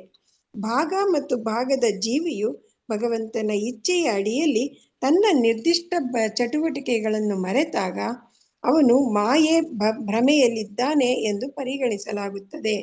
ಆದ್ದರಿಂದ ಆರಂಭದಿಂದಲೂ ಶ್ರೀ ಈಶೋಪನಿಷತ್ ಭಗವಂತ ನಮಗೆ ಗೊತ್ತುಪಡಿಸಿದ ಪಾತ್ರವನ್ನು ವಹಿಸಲು ಬಹಳ ಜಾಗರೂಕರಾಗಿರಿ ಎಂದು ಎಚ್ಚರಿಸುತ್ತದೆ. ವ್ಯಕ್ತಿಯ ಆತ್ಮಕ್ಕೆ ತನ್ನದೇ ಆದ ಉಪಕ್ರಮವಿಲ್ಲ ಎಂದು ಇದರ ಅರ್ಥವಲ್ಲ. ಅವನು ಭಗವಂತನ ಭಾಗವಾಗಿರುವುದರಿಂದ ಅವನು ಭಗವಂತನ ಉಪಕ್ರಮದಲ್ಲಿ ಪಾಲ್ಗೊಳ್ಳಬೇಕು. ಒಬ್ಬ ವ್ಯಕ್ತಿಯು ತನ್ನ ಉಪಕ್ರಮವನ್ನು ಅಥವಾ ಕ್ರಿಯಾಶೀಲ ಸ್ವಭಾವವನ್ನು ಬುದ್ಧಿವಂತಿಕೆಯಿಂದ ಸರಿಯಾಗಿ ಬಳಸಿಕೊಂಡಾಗ, ಎಲ್ಲವೂ ಭಗವಂತನ ಶಕ್ತಿ ಎಂದು ಅರ್ಥ ಮಾಡಿಕೊಂಡಾಗ ಅವನು ತನ್ನ ಮೂಲ ಪ್ರಜ್ಞೆಯನ್ನು ಪುನರುಜ್ಜೀವನಗೊಳಿಸಬಹುದು. ಅದು ಮಾಯೆಯೊಂದಿಗಿನ ಒಡನಾಟದಿಂದ ಕಳೆದು ಹೋಗಿದೆ. ಅದು ಬಾಹ್ಯ ಶಕ್ತಿಯಾಗಿದೆ. ಎಲ್ಲ ಶಕ್ತಿಯನ್ನು ಭಗವಂತನಿಂದ ಪಡೆಯಲಾಗಿದೆ. ಆದ್ದರಿಂದ ಪ್ರತಿಯೊಂದು ನಿರ್ದಿಷ್ಟ ಶಕ್ತಿಯನ್ನು ಭಗವಂತನ ಚಿತ್ತವನ್ನು ಕಾರ್ಯಗತಗೊಳಿಸಲು ಬಳಸಬೇಕು ಮತ್ತು ಇಲ್ಲದಿದ್ದರೆ ಅಲ್ಲ. ಇಂತಹ ಅಧೀನ ಸೇವಾ ಮನೋಭಾವವನ್ನು ರೂಢಿಸಿಕೊಂಡವನೇ ಭಗವಂತನನ್ನು ತಿಳಿಯಬಹುದು. ಪರಿಪೂರ್ಣ ಜ್ಞಾನ ಎಂದರೆ ಭಗವಂತನನ್ನು ಅವನ ಎಲ್ಲ ಲಕ್ಷಣಗಳಲ್ಲಿ ತಿಳಿದುಕೊಳ್ಳುವುದು, ಅವನ ಶಕ್ತಿಗಳನ್ನು ತಿಳಿದುಕೊಳ್ಳುವುದು ಮತ್ತು ಅವನ ಇಚ್ಛೆಯಿಂದ ಈ ಶಕ್ತಿಗಳು ಹೇಗೆ ಕಾರ್ಯನಿರ್ವಹಿಸುತ್ತವೆ ಎಂಬುದನ್ನು ತಿಳಿಯುವುದು. ಈ ವಿಷಯಗಳನ್ನು ಭಗವಂತನು ಎಲ್ಲ ಈಶೋಪನಿಷತ್ತುಗಳ ಸಾರವಾದ ಭಗವದ್ಗೀತೆಯಲ್ಲಿ ವಿವರಿಸಿದ್ದಾನೆ. ಹರೇ ಕೃಷ್ಣ. ಹರೇ ಕೃಷ್ಣ. ಸೊ ಇಲ್ಲಿ ನಾವು ಮಾನಸಿಕ ಊಹೆಗಳಿಗೆ ಹಿಂದಿನ ಸ್ಲೈಡ್ ಅಲ್ಲಿ ನೋಡಿದ್ವಿ. ಮಾನಸಿಕ ಊಹೆಗಳಿಂದ ನಾವು ತಿಳ್ಕೊಳ್ಳಿಕ್ಕೆ ಪ್ರಯತ್ನ ಪಡಬಾರ್ದು. ನಾವು ಏನ್ ಮಾಡ್ಬೇಕು? ವೇದಗಳ ಪರಮ ಮೂಲ ಅದ್ಯಾವುದು? ಭಗವಂತ. ವೇದಗಳನ್ನು ಮೂಲ ಯಾರು? ಭಗವಂತನಿಂದಲೇ ವೇದಗಳನ್ನು ಬಂದಿರೋದು. ಸೊ ನಾವು ಭಗವಂತನಿಂದಲೇ ಅದನ್ನು ವೇದಗಳನ್ನು ತಿಳ್ಕೊಳ್ಳಿಕ್ಕೆ ಪ್ರಯತ್ನ ಪಡಬೇಕು. ಭಗವಂತನ ಬಗ್ಗೆ ಭಗವಂತನಿಂದಲೇ ತಿಳ್ಕೊಳ್ಳೋಕೆ ಪ್ರಯತ್ನ ಪಡಬೇಕು. ಅದು ವೇದಗಳಿಂದ ಬಂದಿರುತ್ತೆ.